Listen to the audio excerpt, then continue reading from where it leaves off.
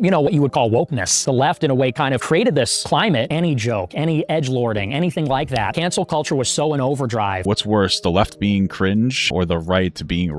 I'm not talking about Twitter. I'm talking about the fucking government. Really, in 2021, when Trump got banned from the platforms, it felt like 70 million people got canceled. We can't participate in the process. He was still running for office, citing a fucking insurrection. I mean, I guess he wouldn't care because Fuentes was at the insurrection. I was like, Mom, Dad, it was awesome. You believe that some people took you out of context, and I do agree. That's the strategy. Even if he didn't believe the way that people were portraying him, he's the people that were portraying him, and it blew up in your face. White people do feel like we are being boxed out. There's no Irish neighborhood in Chicago. Little Italy. Sure there is. I mean, there's some remnant in Bridgeport. Yeah. Boom. He instantaneously walked back. But it doesn't matter because his audience isn't interested in like what the fact of the world is. It's all feelings based. But you gotta understand, my wife is Jewish. The cookies in the oven. Well, it's a joke. It hurts. I like Hunter Biden, but dude, you're just not getting the point. The joke is an excuse. He's saying something he means. You're getting trolled.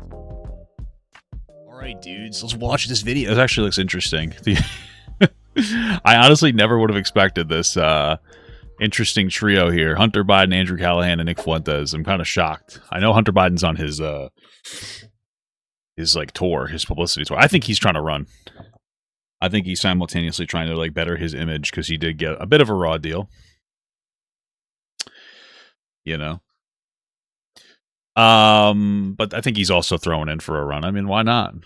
Oh, he's a drug addict. Well, at least he's not a pedophile. A rapist. That's just running the country, right? Anyway, I'm kind of interested in this. It's going to be strange. I don't know what the hell's going on. We're going to watch it really quick. You guys know the drill. We got members only content. Small gut. Actually, I'm going to start doing fan conversation stuff, you know, call-ins starting today after this segment. So $2 a month, you get to butt to the front of the line, access to the Discord, access to the lives after I go down. Medium gut, you get access to all this members only content, beautiful stuff, and some pre-releases. Got a podcast with my wife right here. It's on Rob and Dan. It's in the description. And if you're interested in stickers, they're also in the description. Nice, simple, and easy. All right, babies. So let's do it. All right, so let's get this party started, baby. Let's go. You said you want to ask me, why are you a Nazi? Inclusion Woo. has been our greatest strength. Diversity has been our greatest strength. White people do feel like we are being boxed out. I don't feel that way. 26-year-old white kid doesn't feel like he has access because he's been canceled, and the problem is black people. I didn't say the problem's black people. Well, It kind of is, yeah. you just did, Nick. You just I said the problem is crime, and we know who's doing the crime in Chicago. Do you get what I'm saying? Yes. But the rest of the world. About the Holocaust thing? Oh, about that. We get to say whatever we want on the internet. We get to deny the Holocaust. As far as Jews are concerned in general, Not really. That's not really nice. It's actually kind of mean. I think that everybody in the country should be treated with It's kind of mean. dignity and respect and have their civil rights. Like, what do you think about somebody like Mamdani? Personally, I don't like him. Like, for example, I like Mamdani a lot. on 4th of July, when he takes the opportunity to sit there with, let's be honest, not a single white person. There's a white guy back there. He's hanging out in the back. What about fucking Donald Trump? There's no ideological core to Donald Trump. No, I agree with you. Don Jr. got the largest loan ever given by the Department of Defense. Vance owes his entire political career to Peter Thiel. Whichever firm is the one to develop ASI, that could confer dictatorial-like powers upon the CEO of that company. Everything that we think about the way in which we exist in the world completely changes. Increasingly with Uber, Airbnb, banking apps, you can't live your life without the tech platforms. Everything that AI is built on Well, I mean, I guess that's part of the goal is to get you completely dependent onto them. is ours. That's what they're stealing from us. I want to find common ground of how much of a shithead Donald Trump is. We can get there, okay? I like that. I like that Nick Fuentes helped get him elected, and now he's like, yeah, he's a shithead. Like, bro, you kind of got him elected, bud. The kind of first question that I had whenever I caught wind that you wanted to do an interview like this is, why now? What made you want to sit down for this kind of interview? Well, I think it's an interesting conversation. I mean, Nick has always tried to insert himself into every conversation he possibly can with people that are like equal to or greater than him. And it worked. It worked. I mean, he's insane. I mean, you really can't deny how fucking popular this guy is. It's like almost maddening at a certain point. It's like, Jesus Christ, he's like 20-something. He's young, too. And he's just been kind of inserting himself into a different Discord. He's 27. Damn, I'm fucking old, man. It's not that young, but it's still pretty young. But he's a young man, and he's certainly inserted himself, so... have all of us here. And, I think it's a moment in our country when there's a lot of realignment. I think that people recognize, especially in the past couple of years, I'm like a non-conventional critic, maybe. I guess so. Of what's happening. And so I think it'll be an interesting, productive conversation. I think it'll be different. But I mean, specifically, because we kind of share a publicist, I heard that you wanted to kind of... Okay. we have a well, that was a little rough, yeah. publicist that you hit up, and you said that you wanted to talk to someone who would give you kind of a fair shot to like clear up some things and maybe some misconceptions about you and the things you believe. Absolutely, yeah. Oh, God. What are we going to hear? He's going to say he's not racist? Is that what it's going to be? Yeah, I think that, I'm somebody who, I think like you, actually, maybe we have this in common, is kind of pigeonholed in a certain way for things that we've done in the past or things that we've said. Yeah, I'm a crackhead. But I'm racist, right? I got pigeonholed there. Well, Trump also ran like a massive like disinformation campaign against Hunter Biden. I'm not saying Hunter Biden's like a good, amazing person. Like, he's definitely an addict, but like, there was no laptop controversy. The guy's penis was on a laptop. There was really nothing there. Mine is true. Yeah. Yeah, my mind's a little true. Maybe a little, no. But yeah, so I think it'd be good to clear up some of the misrepresentations and put out something accurate. So what do you think is the most misrepresented thing about you? Well, I think really the whole image everybody has about me. When you mentioned me, I think on a recent show, you said you want to ask me, why are you a Nazi? Yeah. And that's how everybody knows me. Everybody thinks of me as a white supremacist Nazi. He is. And I don't think that's really true at all. He is. He thinks Hitler's awesome. This is the thing, is that like Nick Fuentes will kind of do this little game that he plays where he says provocative shit on the internet for attention. And it's always racist. And then when you talk to him, he's like, no, I don't actually hate black people or Jewish people or anything. Well, I just think that they should like live in a different country. Like that's the game that he plays, So like the words that he says does communicate that he is some kind of a supremacist. The way that he talks communicates that he's kind of a coward. And then he kind of meets in the middle of this communication, and that's why I think people will talk to him, because he's kind of just like, he comes off as very non-threatening, comes off like as a little bit like a little weaselly, like a non-threatening weasel or something, so people feel comfortable existing around him in some capacity. I think that we definitely have different values. I mean, you're more from the left, I'm more from the right, but I don't think I'm a hater. I'm not a hateful person. It is Heil Hitler Friday. Heil Hitler. Okay. All my niggas Nazis. Hitler was very fucking cool. Yes. Yeah, and then he'll hide behind like, oh, I'm just trolling. It's just a troll. It's just a joke. Everything's a joke. But usually when it comes to like right-leaning jokes, the joke is to just say like a slur. It's one of the most unintelligent things in the world. The joke is to just say a slur. And they don't make like a funny joke. It's like, oh, look, black, I say this all the time. I think it's funny that like all black people like anime. I think it's the funniest thing in the world to me, because it's kind of true. You can't go into a hot topic without seeing a normal looking black guy. But for them, it's just like fried chicken jokes. And who the fuck doesn't like fried chicken? In fact, I mean, Popeyes is hands down the best fried chicken in the entire world. At least my world. And my world is Popeyes. KFC is just fucking dookie ass bullshit. Right? That's one of the things that drives me up a fucking wall. It's like how low IQ these people can be when it comes to this shit. I do. One of them. And I'm tired of pretending he's not. So what's the thing about, I guess, traditional Nazism that you think you disagree with the most? Well, it's a non-Christian ideology. What are you talking about? Nazis worked incredibly closely with Christians. What? So, I mean, look, I believe that race is real. What are we talking about? I don't even think that after everything like dialed down, they didn't even like, nobody in the church that helped protect Hitler. What are we talking about? What? Yeah, it was overwhelmingly a Christian nation. They worked with the church to help like fucking basically enslave Jewish people. What the fuck are you talking about? It's weird whitewashing of history. It's so fucking strange all the time, dude. The Nazis did, but I don't think it utterly defines a person. As a Christian, I think we're all created beings. I do believe there's such a thing as a universal human community. And so I think it's a cruel ideology. I've said this on my show, by the way, but I mean, that would maybe be the fundamental. Did you always feel that way?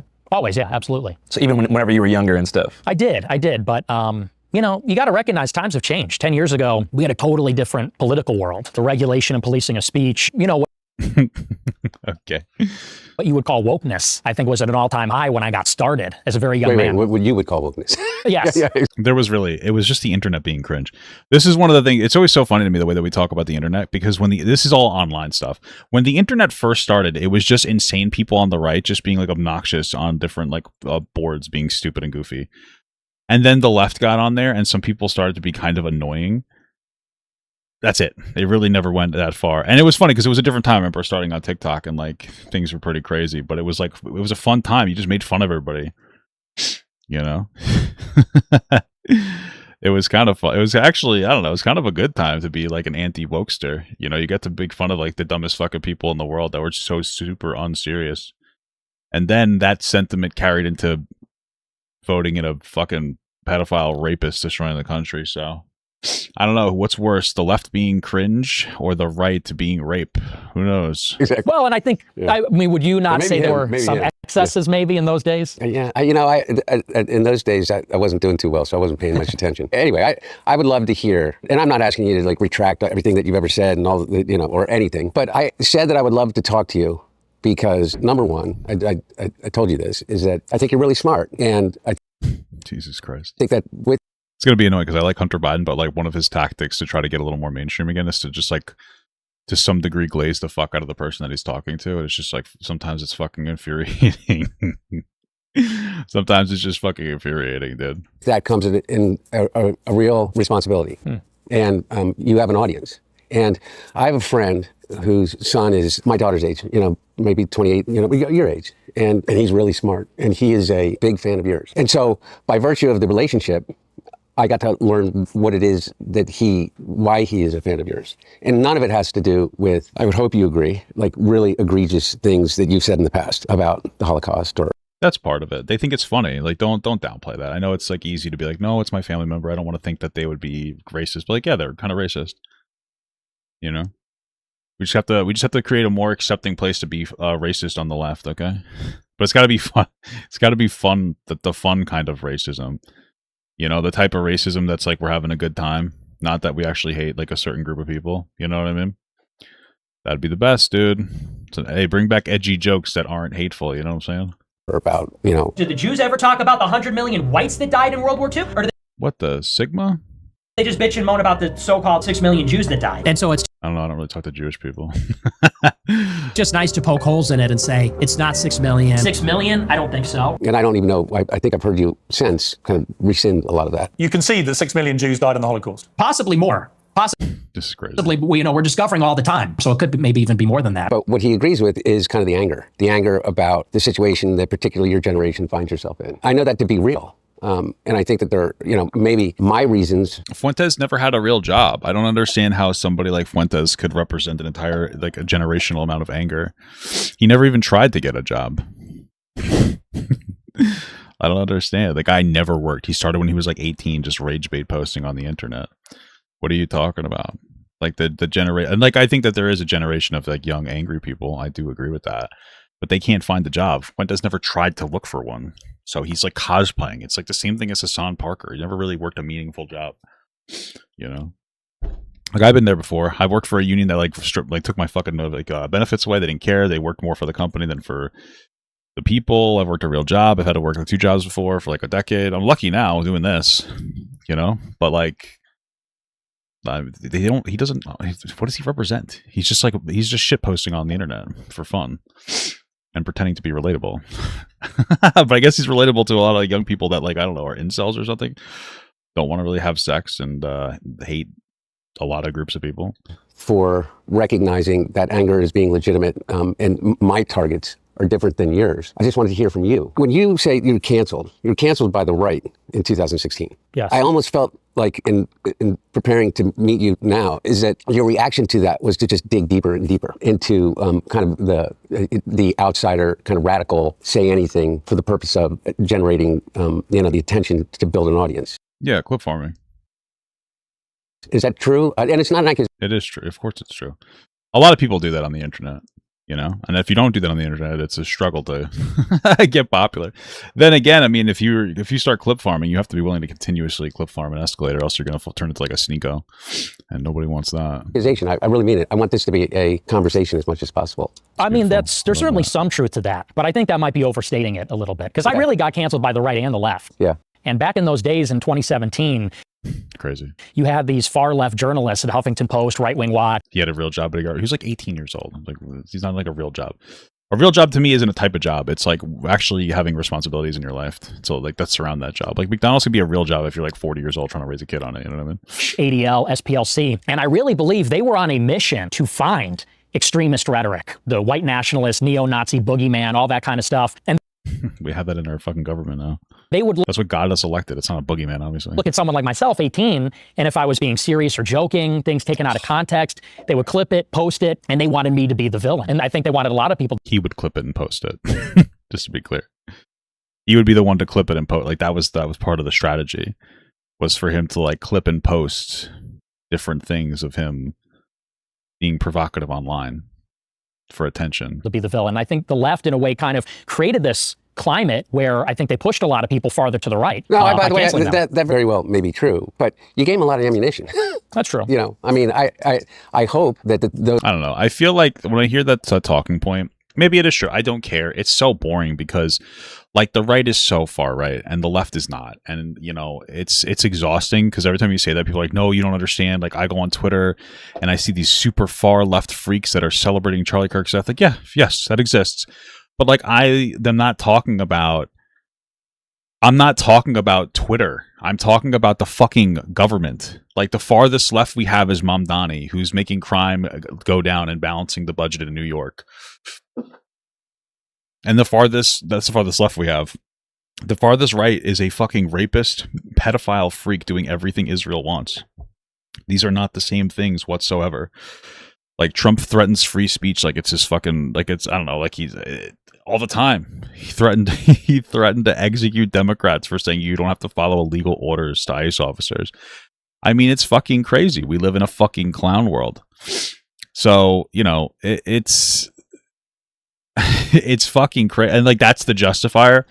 Yeah, I know I'm a massive piece of shit, but you guys upset me years ago, so it's kind of okay. Oh, okay. Like that makes a total amounts of sense, dude. I'm fucking actually so true, King. It's like, holy fuck. Some of those things that you said in the past are not things that you believed in, and that are you meant just to engender like a really radical kind of response. I mean, is that true or not? Well, you know, again, I think that back in those days, you could not say anything. In 2017, The answer is yes. He's just talking. He was rage baiting, and then he got the consequences of his own actions, and now he's crying about it. 2018, cancel culture was so in overdrive. Any joke, any edgelording, anything like that, they would, first of all, there's no sense of See, humor. I'm so old. I don't even. What's Okay, well, to break it edgelording? down for you, so the dawn of wokeness as it's known today, I think was in like the post-Trump era. After Trump won the election in 2016, there was a big movement to deplatform and kind of push away those who, I guess the left feel like had galvanized them into the presidency. So there was this big idea that if you push people off mainstream social media platforms, they would go away. Now we know through Trump's reelection, that's not even true. But at the time, that was the mantra. Problematic viewpoints needed to be silenced, tucked away somewhere, and they would just sort of die in isolation. So I think that was the climate where you first got started, 2017. That time period was like crucial for getting people off mainstream platforms. Is that correct? Yeah, and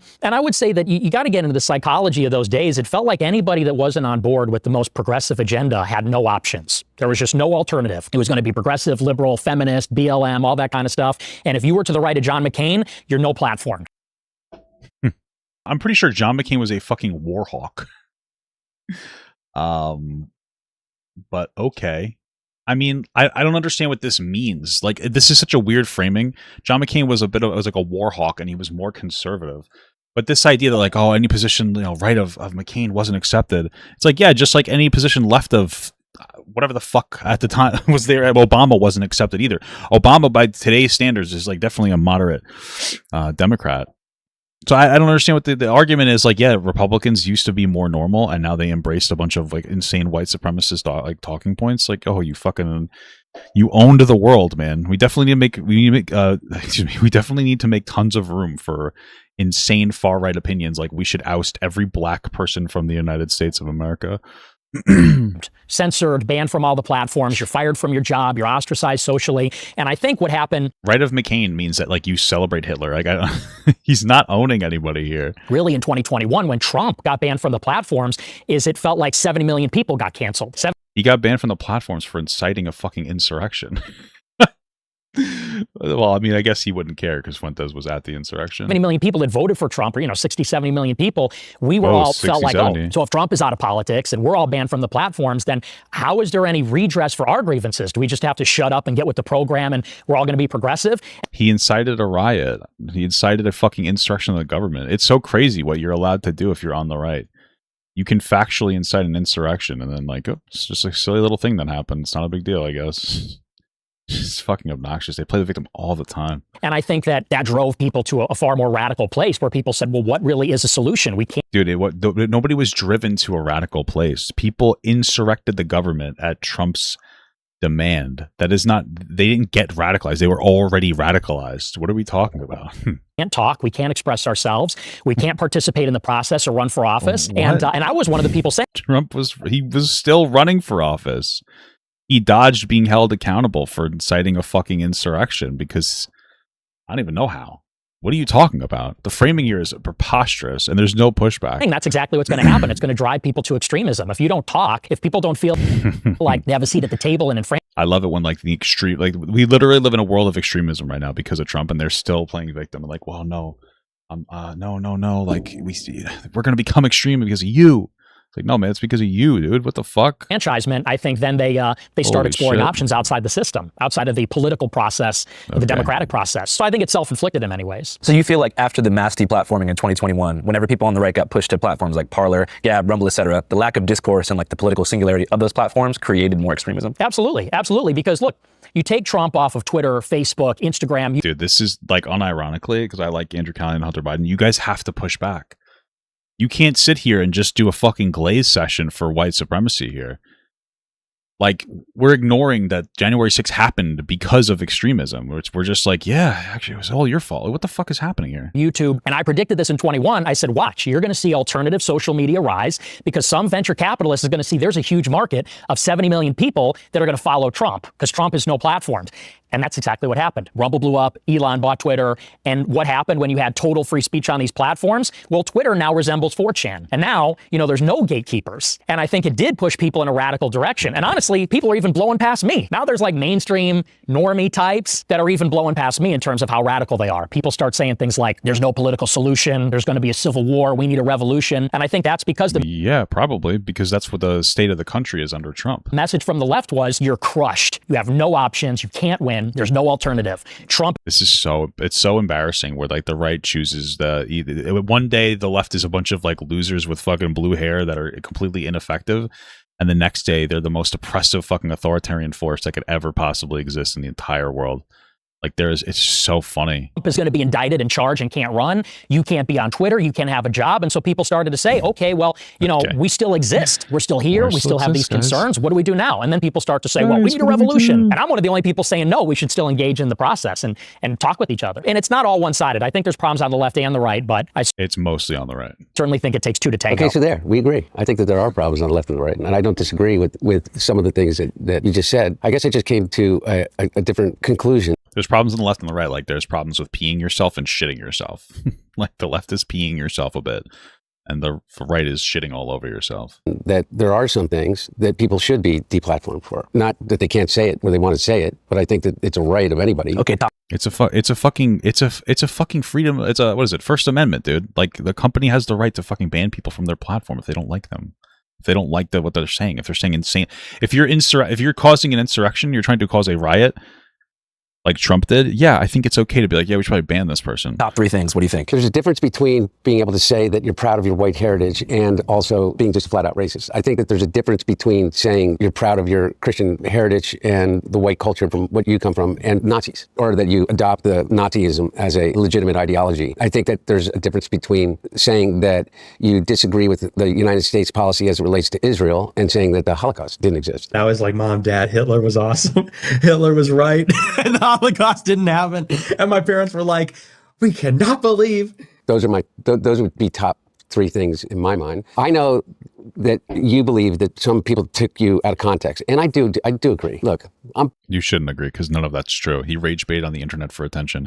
Even if he didn't believe the way that people were portraying him, he's the people that were portraying him.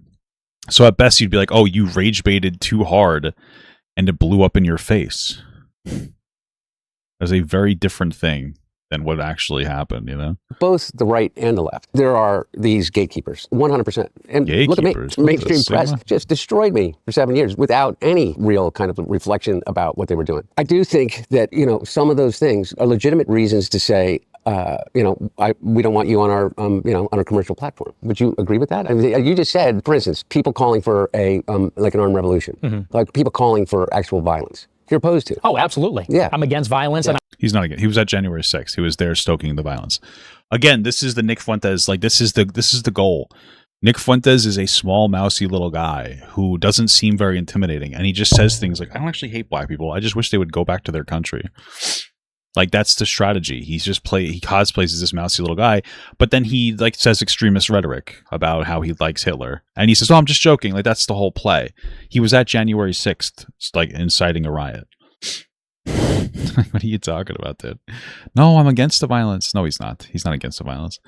He just tries to position himself in like a certain way that I guess he thinks he looks fucking reasonable sometimes. It's just fucking ridiculous. And I do think those are one of the legitimate things that should be taken from the platform. You know, there's a lot of the stuff on social media I don't agree with, but again, you know, what started to happen is there was this like editorial censorship where certain ideas were banned. And they just, it was such a broad brush. This is how it's always been. People have always banned certain ideas. And the ideas are like far-right extremism in this instance, right? Don't we have like massive counterterrorism units to counter fucking actual communism, not just like the fake communism that people cry about when they want healthcare? There was like huge campaigns getting rid of that. For how long? What are we talking about? And also totally opaque and ad hoc. You'd be on YouTube, like I was, for example. They banned me for life and didn't even give me a reason. Not a specific quote, not a specific infraction. And so you don't know what the rules are. You don't know what the process is. They just take you down. Yeah, you don't know what the rules are, guys. It's probably the slurs he was saying, but okay. And especially now when everything is digital, that's not just the social platforms, it's the other ones like Uber, Airbnb, whatever. It feels like you're being denied almost something like a civil right because the social platforms are the modern public square. Increasingly with Uber, Airbnb, the banking apps, you can't live your life without the tech platforms. And it felt That's true, the tech platforms. What I find interesting is like this idea that you can't live your life without social media when we know social media is the thing that's like absolutely corrupting and like destroying people's minds. And this guy has managed to be on every social media platform still consistently through other means. I don't know what he's talking about. like if you just simply had the wrong opinions or you were the wrong kind of person, you were being deprived of like a basic civil right or being able to participate in society. So, Yeah, true. you know, and I think maybe that's an I think you should be like that. It should be like that. You should be denied certain, like, yeah, I agree with that. You should be like that. It's so funny because like everybody agrees with me. They just pretend that they don't. You just have a different idea of what it is that should be bannable. Like Nick Fuentes thinks it should be okay to celebrate mass murderers like Hitler. I don't. You know, like that's it.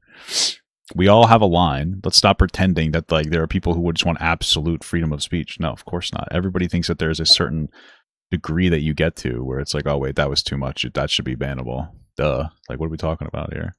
area of collaboration where we recognize maybe it is a civil right to use the digital platforms, but here are the rules. Here's what you can say. Here's what you can't say. Here's the process. Maybe there's a reconciliation mechanism, but I mean, the censorship was just out of control. I don't think anyone disagrees there's a reasonable limit though. Yeah, no, I guess what I would say is that I don't see that as a result of left-wing or right-wing ideology. I view that kind of level of deplatforming. Look, I was debanked. I was debanked before I was ever even charged with anything. I lost every bank account. It took me, 9 months once they, the Trump administration, said that they were starting an investigation into me to be able to actually get a bank account again. And I don't want to tell you the bank because tomorrow they may debank me again. But my point is that those people are incredibly identifiable. I've been talking and going around and I say things like, I don't think we are nearly as divided as they're telling us we are. Because I do believe that there are an identifiable group of people that are responsible for an enormous amount of the discord and division because they make money off of it. I think.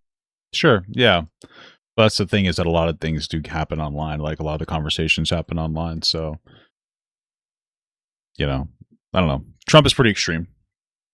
It is weird though, because I don't know. A lot of people hide their shit. It's funny, like offline, people. I know a lot of MAGA people, and there's pretty much none of them are left that actually wear the shirt or the hat. I think they're all ashamed and embarrassed, and they're too embarrassed to publicly speak out against how bad it is because they feel stupid as fuck. But it's just different. A lot of people offline. I think this is part of the way that Trump won. A lot of people offline, they just kind of write off all Trump's insane shit as just like, oh, he's just joking, or he's just being silly, or he doesn't really mean it. You know, it's just like, okay, but he'll act on it, but he doesn't really mean it. It's interesting how heavily they water it down.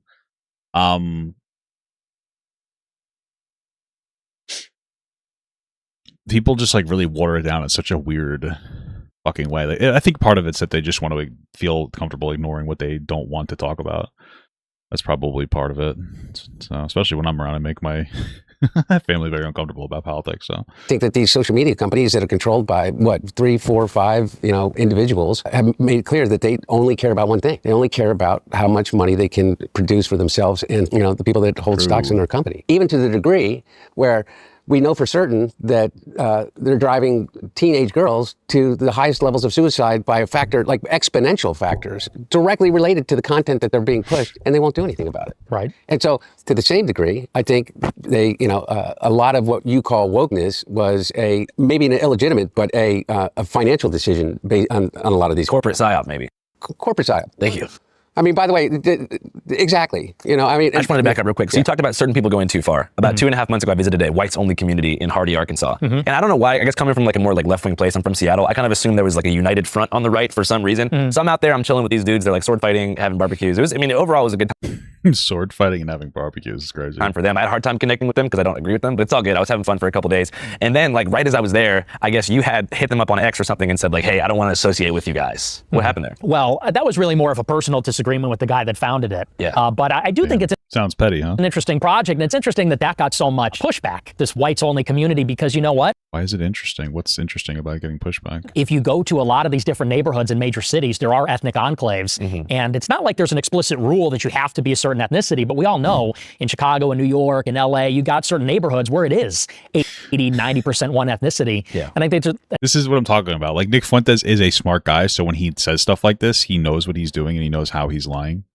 So it's always so funny when he does this because, yes, this is true, but like, why is this true? Why is it that there are ethnic enclaves in different areas? I don't know. Maybe it's because they were forced to do that. Every every majority ethnic community, whether it's like some kind of an Asian community or a black community or an Italian community or anything, it's because when they came here, they were to some degree forced into those areas. More forced historically, but like that's how it works. And now it slowly disappears. That's why Little Italy isn't really considered like a Italian area so much, because it's really just because like Italians kind of moved out of there. They got money, they moved out. That was like years ago. Blah blah blah blah blah. So it's so funny. But this is like this is a literal community that's just like, I just want white people here. It's not even that they just want Polish people here. It's like they just want white people here. Obviously, it's different and it's racist. Like, give me a fucking break. Jesus Christ. I think there's a lot of white people that say and like, if you want, you could be any color and you can move into a black community. You can do whatever you want. People just don't want to because black communities are usually low income. That's what it is. So I want something similar. I don't think there's anything. Okay, let's back up. If you want to talk about the histories of New York and Chicago, I feel like that was also a conscious decision that was made like after the Civil Rights Act. Blacks only. It's in Cabrini Green, where Mayor Daley made everybody that was black live in Cabrini Green. I mean, it's not. It wasn't by choice. It's not by choice that these ethnic enclaves are 80 or 90%, whatever that ethnicity is. It's because that's the only place in which they had an opportunity to live unbothered, or where they were told that they had to live because of the historical fact that they could not move into other neighborhoods. You could not move into parts of South Chicago without, being stoned. Right. Literally, right? Yeah. And so, like that. So it's not as if he knows all the answers to this. He just got called. He actually got pushback on what he was saying. I wonder what his response is going to be. Those ethnic enclaves are there by choice. And so that also ethnic enclaves do exist for like specific variations of different Europeans. Like, there is like places that are chocolate, like South Philly. Yeah, there's a place in Long Island that's like very Polish. Like, yeah, it's nobody cares. It's, you know what I mean? It's like, it's whatever. It's full of Italians. There's Little Italy and there's Little Korea. So I think the issue, I always like, what confused me the most about the whites only community is like, there's just so many different kinds of white people in America. So like to establish a unified white culture with a place so diverse and full of like different regional flavors just kind of felt confusing to me. Yeah, because it's racist. It's not about actually like preserving some kind of like ethnicity. It's like, oh, I'm fucking Greek and I want to preserve, the fact that we spray Windex on everything, It's a joke about my big fat Greek wedding. No, it's not that. It's about racism. They just don't like black people. That's literally the whole shtick that they operate on. Because that can mean a different thing depending on what part of the country, or what European enclave you originated from. Like, we're Irish people from the Philly area. Can you compare that to, like, you know, surfers in San Diego, or even like, you know, Italian Americans in Staten Island? I don't know. Everything just feels so different. So when I got there, I was trying to identify what they meant by white culture. It wasn't really based on shared like cultural practices, but more the exclusion of people who weren't white. So they weren't like Yes. stoked on being European necessarily. They were more just like, oh, we're here because those people aren't here. So it just kind of felt more negative than constructive. Yeah, I mean, like I said, I'm not really involved with that project in particular, but Bam, boom. He instantaneously walked back after he got pushed back on that. It's fucking hilarious. I think that, look, I mean, you talk about the anger that's out there and the frustration, and I think part of the frustration, let's be honest, is that white people do feel like we are being boxed out in No, we don't. major cities in the country, and it No, we don't. feels like, look, there's a little Haiti, and there's various ethnic enclaves where you get No, we don't. We don't care. that local culture, and White people don't want to go to Little Haiti. Let's just be fucking real. Let's not like sit here and pretend no, we don't want to go to. Nobody's trying to go to Little Haiti or fucking, you know, any of that shit. they do their, you know, cultural festivals and that sort of thing. You can go to a cultural festival if you're white. I go to a Polish festival like every year. And white people feel like they're being pushed out, and No, they don't. they want a space where things are Do familiar. you feel the same No, they don't. way about the Italian festival that happens in every city, Well, here's a good example. So or St. Patrick's Day? Nobody actually feels this way. You're being told that you feel this way. People online are frustrated that they can't get jobs, and their anger is being redirected into hating minorities. That's literally it. And like, if you disagree with me, then your brain is like completely cooked. I don't know what to tell you. Like, you're a victim of your own atmosphere. Like, you're cocked. So basically, you're just like fucking. Your brain is just like worm food for billionaire fucking propaganda. Sorry. well, you know, there's no Irish neighborhood in Chicago. There, Little Sure Italy. there is. I mean, there's some Also, remnant in Bridgeport. Yeah. And, It's important. He instantly got pushback. It's like, oh well, there I is. This guy's constantly a fucking liar. He looks like a doofus. It doesn't matter though. This is the problem. Is that like Nick Fuentes, we're barely into this, and Nick keeps getting hit with like tons of pushback, like so tremendously. It's hilarious, honestly. But it doesn't matter because his audience isn't interested in like what the fact of the world is. They don't care about what the reality of the world is. That's not a consideration to them. They just care about how they feel, and they say that they feel this way, even though it's not true. They feel this way. It's not true. There's no facts to support anything that they feel, but they say they feel this way. So Nick just has to go out there and be like, yeah, I feel like white people are disenfranchised, blah, blah, blah. They're not. But he says that, and then people are like, yeah, they are. When you give them a pushback that's like valid and meaningful and like logical, they just go, oh, no, that's not true. It doesn't matter. You don't have to be logical or factual if you're like a far right conservative fucking insane Nazi freak. Like, it's all feelings based. It's all feelings based. That's literally what it boils down to. That's it. So all it boils down to. It's pretty unfortunate stuff too. But they don't really give a shit about the reality. Important to note that, like, and I'm not trying to get into like a shouting match here, but like, you know, as a family coming from a family who did leave Philadelphia in the 60s because of black migration from the South after the Civil Rights Act was passed, there was a sort of like mass flight of white people into the suburbs, and that kind of led to a homogenization of different cultures because they rushed so fast to build these like identical strip mall suburbs that it was very hard to maintain cultural bonds that made different European and white neighborhoods unique around like the 1950s and before. So I feel like the mass suburbanization is also a big factor that led to those like cultural bonds breaking. yeah, but why did that happen? I mean, a lot of the suburbanization is because of the race riots in the 1960s. People moved out because of the violence. You know, my grandfather was in the National Guard in Chicago when, after MLK got assassinated, the whole West Side burned to the ground.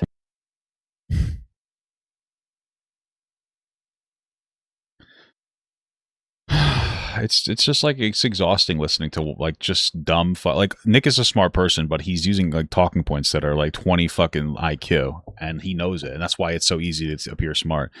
Yeah, you know, he's basically saying that black people are the problem. That's the dog whistle.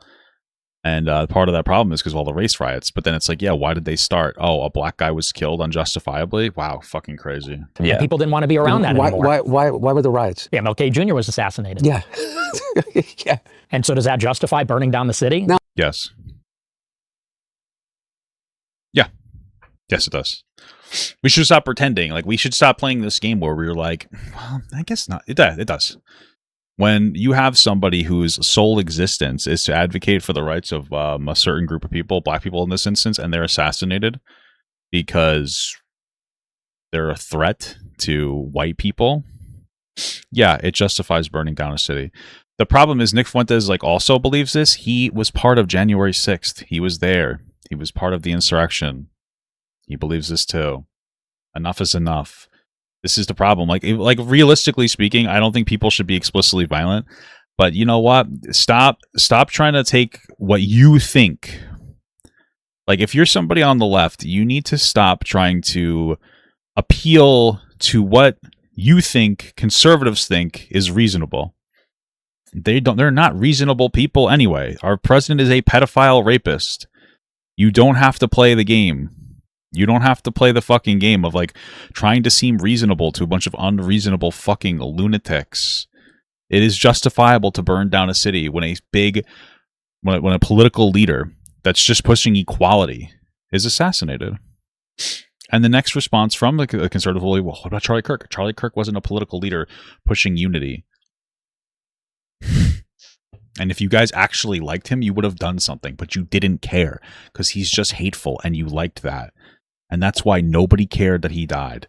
Sorry, but not even like Trump cared that he died. That's why Trump was asked about it like the next day. And he's like, yeah, my ballroom's coming together pretty well. Like you guys didn't really care. You pretended to care. You use it as a talking point, but you don't really give a shit about it. Fucking annoying. Actually, 100% agree with this. A lot of MAGA are just people who are unhappy with their lives and latch on to people who tell them it's not their fault and to blame others. I agree with that 1,000%. And I think that there's a little bit of that on the left too, right? Like all the 15-year-old non-binary people on TikTok, 1,000%. Difference is they were children and you're an adult as a MAGA, right? But that's why, again, when Charlie Kirk was assassinated, like the right didn't care. They pretended to care. Whether you want to hear this or not, it's just a fact. They pretended to care, but they didn't really care, right? They didn't really meaningfully give a shit. And that's why when like Trump passes away, however he goes, no one's going to care. It's just about being hateful. He's just like a lightning rod for hate. And once he's not there, no one's going to maintain any of the energy. Like the movement's going to die out. It's just not what you think it is. And that is true too. This MAGA did storm the Capitol for less, and nobody was killed when they stormed the Capitol. So no, I didn't say it justifies it, but it sure justifies an enormous amount of the anger, the same kind of anger that you feel about being left out, the same kind of anger that you're expressing right now about the idea that you're culturally irrelevant, that you don't have a place in society. Imagine if... Which is funny because Nick Fuentes is one of the most culturally relevant people on the internet. So you were a 26-year-old black man in 1968 and saw your hero be assassinated. I saw Trump get shot in the ear, and did he? And I saw Charlie Kirk get shot, and I didn't see Were those your heroes? any cities get burned down. Yeah, because you guys didn't care. That's what it is.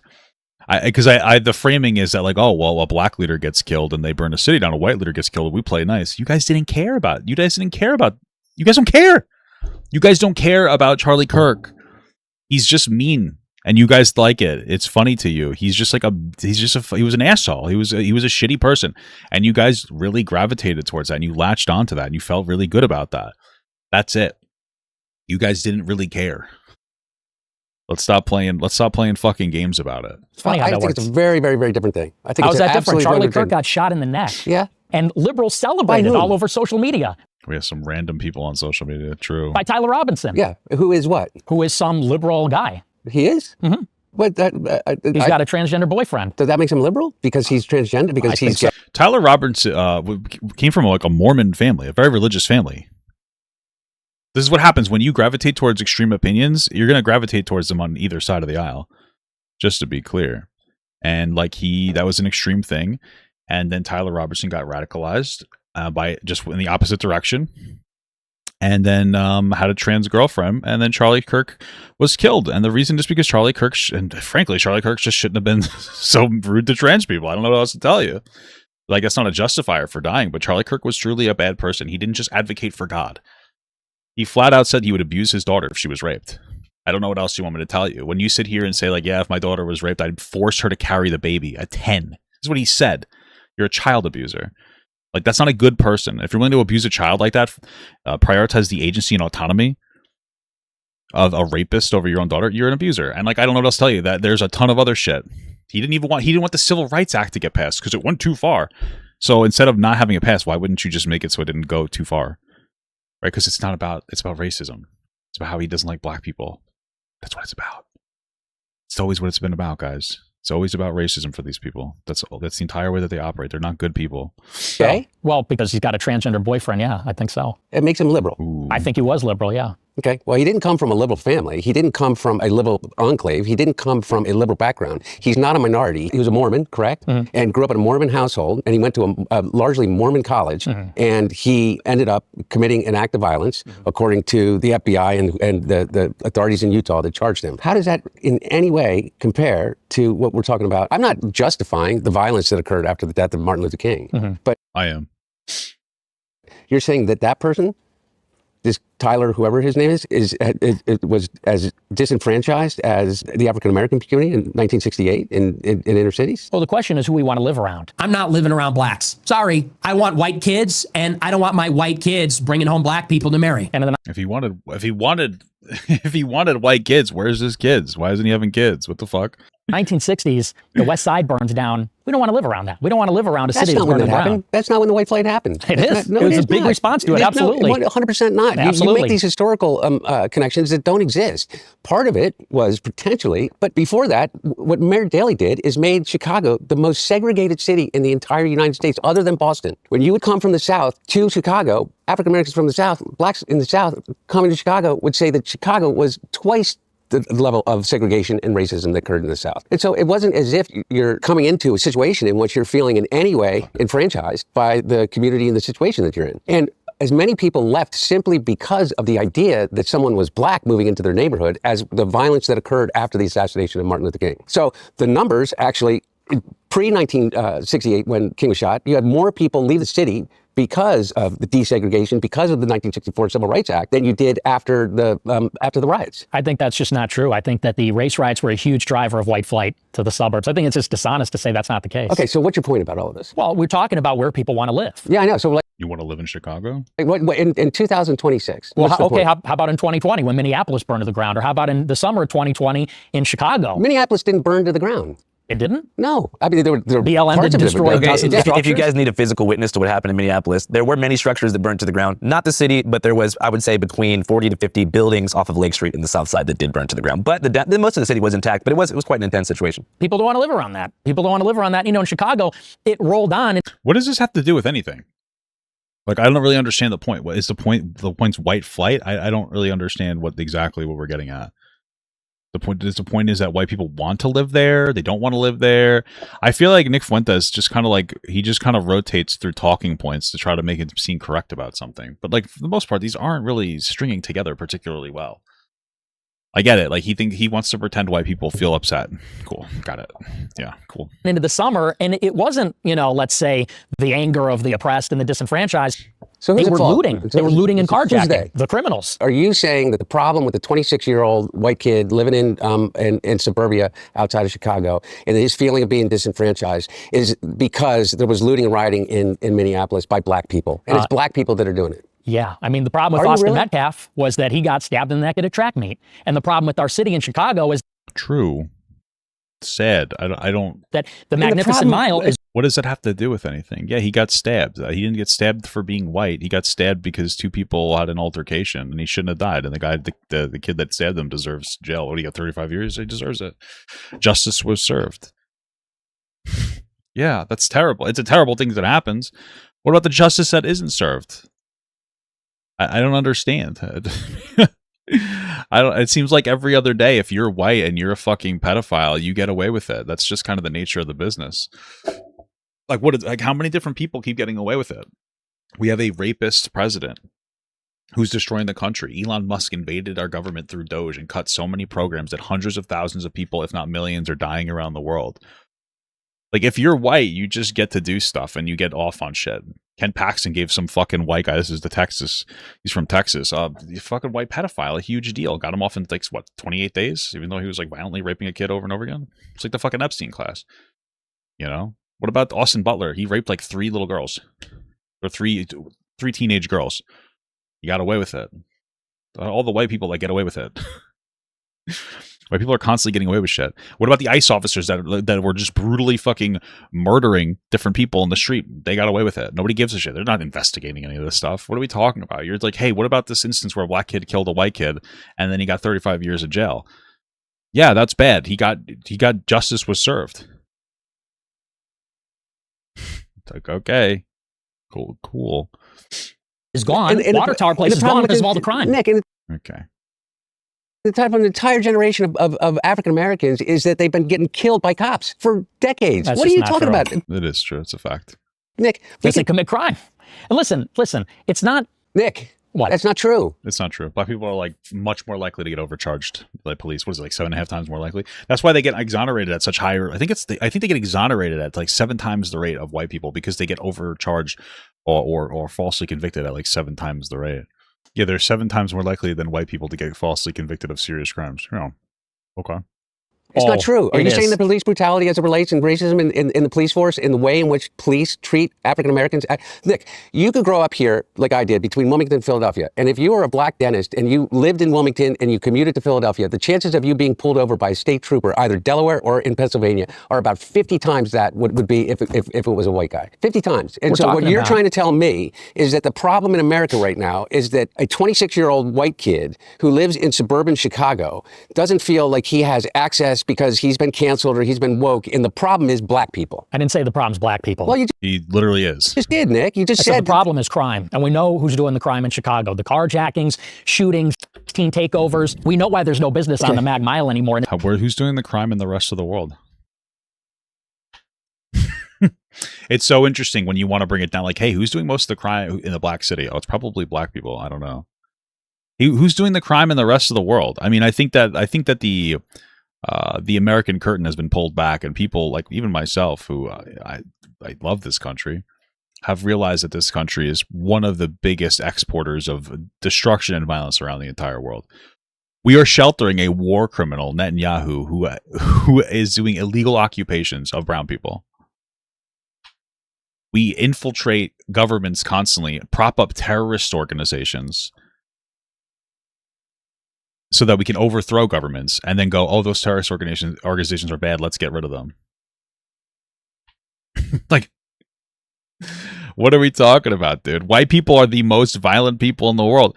And listen, I don't know if it's because they're white or because we're white, rather. I don't know if it's because we're white or we were the first ones to the top and we're able to keep it going. But like, we have to stop playing this fucking game where white people are not violent.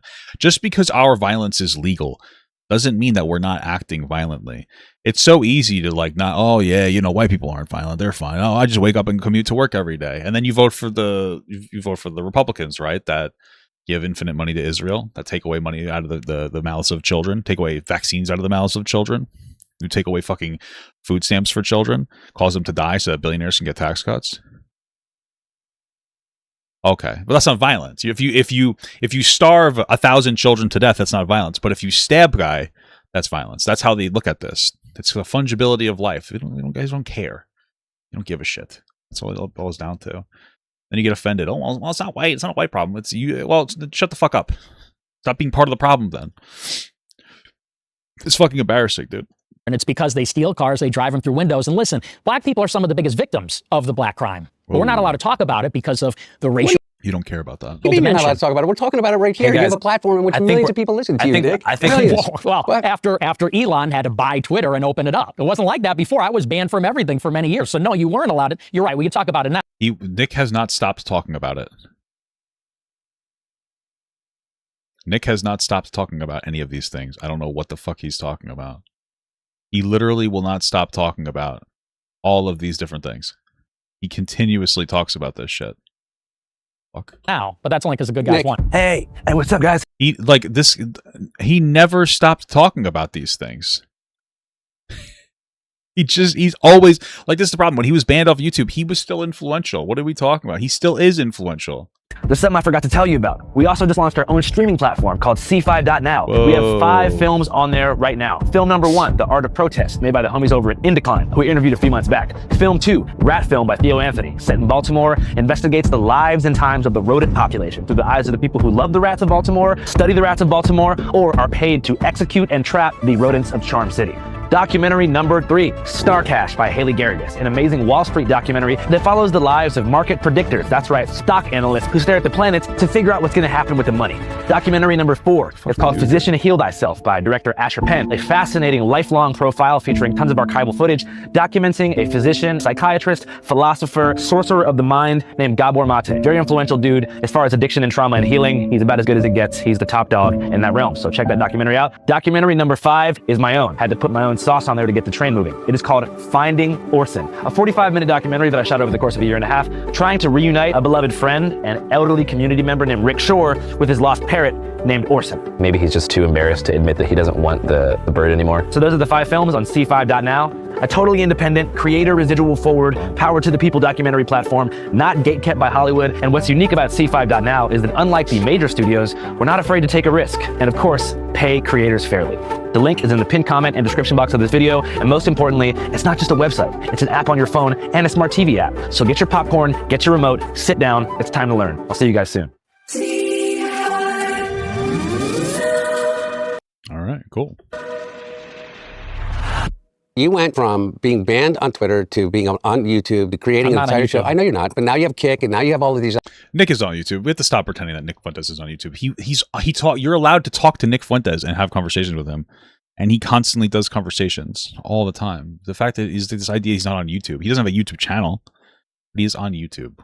Other things. You have an enormous platform. I want to find common ground of how much of a shithead Donald Trump is. We can get there. Okay. What I don't understand is how you didn't recognize that in 2016, and how you didn't recognize that in 2020, and how you didn't recognize that in 2024. Because Donald Trump hasn't changed. Mm-hmm. Donald Trump hasn't changed at all. Donald Trump has been Donald Trump since he came out of the womb of a woman that was an immigrant to this country. And so, what I want to know, though, is that I don't know how we get past this idea that the biggest problem that you have with your personal situation and how you extrapolate that to the situation of other white kids that are your age, that feel disenfranchised, that feel left out, that feel they don't have a shot at the American dream, is because of black and brown people, because of Mexicans, because of Venezuelans, because of Haitians, it's always other, Nick, with you. It seems to me. And I've listened to a lot of the stuff. It's always them. We need to build a wall. Where's the wall, Nick? He never built a wall. Why'd you vote for him in 2020? Why'd you vote for him in 2024? I didn't vote for him in 2024. Okay. My point being is that whenever you identify your problem as being something that is other, that you can point to, that's a minority, that is a group of people, that's the Jews, before, remember. Well, yeah, he's just a hate farmer. That's what it comes down to. Nick doesn't even believe anything he says. I'm pretty sure he lives in like a more liberal city, and then he complained. He was pushed on it. He's like, why don't you move to a more right-leaning place? And he's like, no, I like the city. I like the diversity of it. He likes the good food. He doesn't give a fuck about anything that he's talking about. Remember, all of us, it was the Irish Catholics who were all committing the crime, who weren't allowed into bars, who weren't allowed into, because you know why? Because they were dirty, poor, non-Europeans. They were Irish. Every time it's wrong. Every time history has proven that to be wrong in the United States of America. Every time. Inclusion has been our greatest strength. Diversity has been our greatest strength. And I hear you talk about this idea of white culture. What fucking white culture are you talking about, man? What Shakespeare, Dante, Mozart. We're in Philadelphia, the founding fathers. Yeah. Yeah, they're just white. The point is that like this, you're just talking about white people. You're not talking about like actual culture. There's like 10 different cultures mixed together. He's just saying different things. That's the whole point. He doesn't know what the fuck he's talking about. It's your white culture. How about the Count of Monte Cristo? Would you consider that part of our white culture? Sure. Okay. Well, it was written by a black man in France in the 1700s. In a milieu of European civilization. So what? Because you're picking out one example. It really is. I'm not just picking out one example. It really is. Nick. Listen. Nick, I'm not. I really am not. Hey guys, I think we're reaching what's called a rock in a hard place. Let's talk about Israel. Let me respond to this because you're telling me I'm always blaming the other. No, Nick, for real. Here's the thing, is that the way that you talk and throw out these historical facts, which by the way aren't fucking facts. Okay? Which ones aren't facts? As it relates to the Civil Rights Movement in 1968, and the reason why we're out in the problem that we're in is because the Civil Rights Act passed in 1964. Dr. Martin Luther King was killed and shot by a white racist, white supremacist in 1968 on a balcony of a motel. That's the root of our trouble, because an entire people that have been disenfranchised and enslaved for over 400 years. We're sick of hearing about that, though. It's 2026. You may be sick of hearing about it, but you know what? They aren't. And Shut up. That's the thing. We're sick of hearing about it. Yeah, I'm sick of hearing about like how white people are disenfranchised, even though they're not. That's the whole fucking issue. You won't shut the fuck up about it. What are you talking about? Oh, I'm sick of hearing about it. But you keep talking about white people being disenfranchised even though they're not. So I don't really understand the difference here. I'm sick of hearing about what? It's like, holy fuck, dude. Just don't listen to it. Don't care. You don't have to care. That's the funny thing about it. You really don't even have to give that much of a shit if you don't want to. It's still a fucking reality of the world, dude. And if you guys actually gave a fuck, you'd advocate in a way that would change things. But again, he doesn't care about any of that. He wants to send black people back to a different country. Like, he wants to send them away. He doesn't care about what he's saying. He just doesn't want to care about anybody else's problems. But he wants you to deeply care about this imaginary fucking problem going on with white people, supposedly.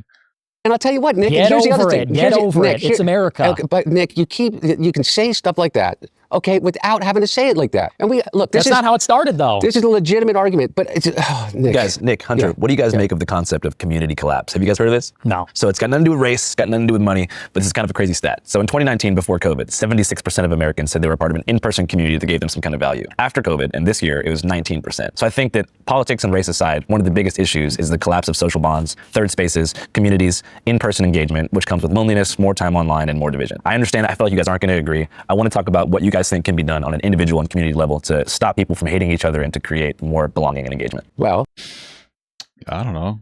Get Donald Trump out of office. I mean, the real answer, that's what it kind of boils down to. It's like social media, but also Donald Trump is a truly hateful individual who is very divisive. Like, it's impossible. It's very difficult for me.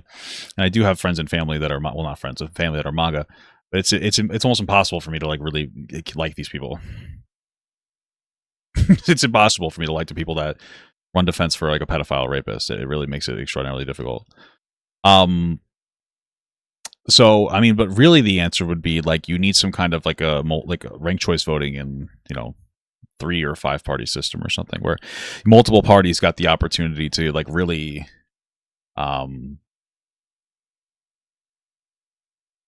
exist and advocate for their position so that there was a greater distribution of different ideas going on. That's what we really need. So that you're not kind of pigeonholed into, like the left or the right. You have multiple options of things that you might want to do. That's kind of what we need more than anything else. Because everybody kind of like, you get 2 options, and then some people, sometimes just like, I don't know if you want to call it biological, but sometimes like biologically, you just kind of feel like you get pigeonholed into one of 2 perspectives. You feel like you get pigeonholed into 1 or 2 perspectives, and then you double down. It's like just kind of like a human element thing. So, I guarantee that there's a lot of people who are Trumpers who maybe wouldn't be Trumpers, who maybe would not be Trumpers if they didn't have to be, but they kind of like are just doubling down at this point. They don't want to feel stupid. That's their guy. But if they had a different guy, maybe they would be less fucking radical. So really, we just need kind of like an entire infrastructure change when it comes to our political system. And that might help significantly. well, number one, I think this. Okay, for real. Podcasting. No, not podcasting. This discussion. For me to be able to sit down with Podcasting.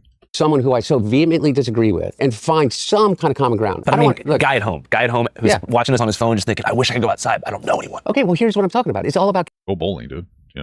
Don't be afraid to like feel stupid. I don't know. How much is that's part of it too. There's not as many hobbies outside. Well, this gets into an entirely new problem. I'm going to be very anti-capitalist right now, but there are fewer and fewer things to do outside your house, and you have big businesses like Amazon who get massive subsidies, and they don't even pay federal taxes, and their billionaire fucking owners don't pay taxes. Instead, they go to the bank and they take out loans against their net worth, and then they're very low interest rates, and then they don't pay themselves any money, and then they avoid paying federal taxes, and then they see how the chain of events keeps going on here, and then Amazon specifically has taken billions of dollars in losses to put bookstores out of business, to put other diaper companies out of business, and then what do you think they're doing? To put malls out of business. It's the entire thing. They engage in like some kind of like pseudo monopoly, tactics over and over again. They kill local infrastructure. And I understand the part of it's that they have a nice convenience too, but they engage in like shitty, scummy tactics that our politicians don't do anything about because, they pay lobby groups to let them do whatever the fuck they want. These are like some of the biggest problems, dude. So you want to have like a real conversation, like, go outside more. You have to kind of like resist what's going on to some degree, and like the changes that are happening. That's kind of a big thing as well. But there's too much of a stranglehold. A lot of companies like Amazon are selling you convenience. That's like the whole idea. They're selling you a convenience, and they're taking away your ability to not have the convenience. connection. It is all about. But they were even saying that before. Like, they basically sell you convenience that like it's kind of impossible to everything's online now. Social media, everything's online. Like, yeah, that's part of the problem. about actually connecting with people. And I'm not talking about digitally connecting with people anonymously online. I'm talking about actually going out and connecting with people. And I don't have an answer to that. I don't, any of us. We are in look, man, I just think that you are targeting the wrong problem, Nick. I think that our biggest problem right now doesn't have to do with this cultural divide or racial divide or religious divide or the idea that America is becoming less white or culturally relevant anymore. I think our biggest problem is literally an oligarchy that is inflaming every single division that we have. And the goal. Yeah, like I just said. By the way, and they're out for you, man. Just as I much know. as anybody else. Well, and I agree. So those platforms that we talk about that you're not allowed to be on because Elon's out on the platform. Elon doesn't give a shit about anything other than one thing. Wait, Hunter, I just wanna say, money. real quick. Money and his money. I don't necessarily even agree with that. Okay. Why? Why are you? Why is he an Elon Musk laser? Okay, you may not agree. Oh, I guess because he got unbanned, so he's like, oh, I love Elon Musk now. He's my favorite. He's my dad. That, because you don't want to piss off Elon Musk. It's not, Elon doesn't even like me, but I just You're disagree. talking about the oligarchy, right? Like these billionaires, right? Yeah. Like the goal of corporate capture of these industries is community collapse. They are trying to engineer things to make it antisocial. They want to eliminate every single small business. They want to make everyone a single person shopper, no carpooling, like to be a lonely consumer who only buys things for themselves online and doesn't talk to anyone in real life. That's what they want in real life. Like all this data center shit, like everything they're doing is in a way trying to break up in-person engagement. And I feel like for you guys, it might be hard to answer because Yes. both of you guys are what they call like controversial public figures. Like there's places that you, like in 2018, if you were to go to a dive bar in, let's say, Poplar Bluff, Missouri, you would have been in danger. You know what I mean? At that time. For you were in danger physically in a left-wing city. It's just the truth. So I feel like you guys have been deprived of the ability to have normal lives. You especially, you know, but I mean you in general, but I feel like, you know, your controversies came a little bit later in life. For you, I feel like you haven't even been able to grow up as a normal person. Is that accurate to say? That's true. Yeah, but that's like by his own design. Although I doubt he knew it was going to be that bad. But like, yeah, that's kind of on him. I don't really feel too bad for him on that one. That's kind of like his thing. He decided to. I mean, he went to be a like an online figure, rage baiting for attention, and then the consequences of his own actions hit him. You know, and he probably, you know, things wouldn't have gone so bad if things had just stayed the same online, where it was just a bunch of right wing fucking chuds on there, you know, being silly and doing dumbass shit. But things changed, and then he got fucking cucked. Well, and in terms of, you know, building community back and everything like that, you know, the data says that really the loss of society is the fact that we don't encounter people anymore. For example, on your way to work, or That's what he's saying. What are you talking about, dude?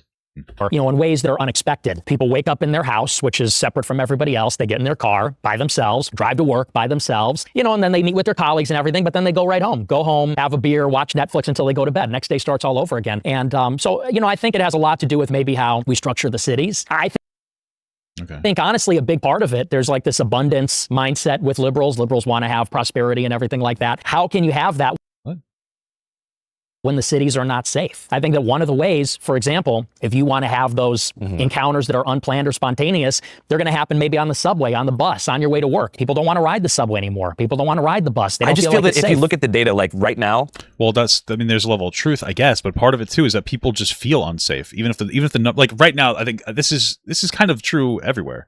People just don't feel as safe anymore as they used to. But part of it isn't the actual numbers. Part of it is just the fact that we're seeing shit on social media that's making us afraid of everything, and I'm part of that. Like I'm scared too. Like there's things that make me you know, afraid of different things going on, right? But like look at the shit going on in England, where everybody's like, oh my god, there's a huge takeover. But like year over year, for the most part, crime's pretty much down. Like crime is down over there, but still we're hearing all this shit like, oh, there's crime is so bad, it's getting worse. It's usually just directed at Muslim people from like Elon Musk, who doesn't even live there. You know, even like Piers Morgan disagrees with this fucking bullshit that Musk is saying. So, you know, part of it's just like the way people feel, and that's because of like your algorithm online is selling you rage bait. That's the whole point of it. It's rage baiting you so that you'll engage. That's the whole like thing. And Elon Musk is part of that. He goes online and signal boosts like disinformation about places he doesn't even go to. He hasn't been in like years. Because it's beneficial to his algorithm to keep you online and to keep you frustrated so that you don't want to change anything. So you'll stay in your house and you won't socially interact and you won't go outside. And you won't talk to a black person. That's the whole point. What the fuck? 2026, I think 2025 had the lowest homicide rate of any year in America for like the past 4 years. I feel like if you compare data from the 90s, like the cities, I get what you're saying, but the cities I have noticed are a lot safer. They're also, you know, becoming more expensive as well. It could have something to do with it. You're absolutely right. What you're saying, Nick, is impossible to refute, right? Because everybody has an experience with violence or witnessing a crime, or whether it's just in their local newspaper or not, is that I don't think that is in any way limited to only urban environments. I take the top 10 poorest red states in the country, and their crime rates are 10 times what many urban centers are. So you'd be comparing like West Virginia, coal country, disenfranchised to like an urban neighborhood. Yeah, in terms of per capita crime, in terms of per capita murder, in terms of per capita child sexual abuse, yeah.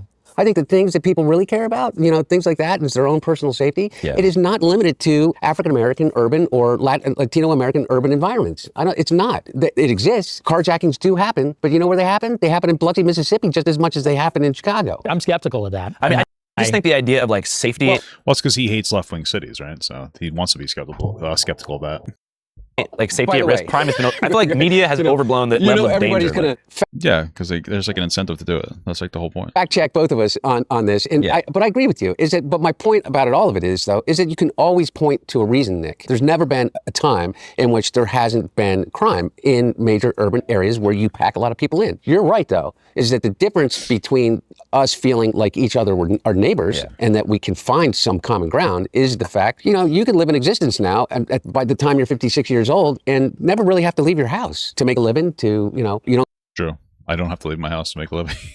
Go to the community center anymore, and I don't know how to fix that. And I certainly don't know how to fix it with the age of AI. Right? Because community is like an essential human need, if not the most important thing. Mm-hmm. So when you are deprived of that, you're more likely to look for a radical solution and be like, everything's broken, we need to try something really out there. So you might embrace something more reactionary on left or right to be like, fuck this, we need something new. And so I'm not trying to. Yeah, that would be part of the reason why Trump won, and to some degree, that's a reason why Mamdani won, right? Like he's something different. That's kind of like the whole entire structure there. Oh, he's something different. He represents something different. That's the whole point of it, Draw this like male loneliness, like incel pipeline that the media tries to do all the time. But do you see a connection there between like people being lonely and having less friends and subcultural choice taking over community value systems or community engagement and people just like driving to the extreme? 100%. I think social dislocation is probably the number one problem of our times, because you look at the young people.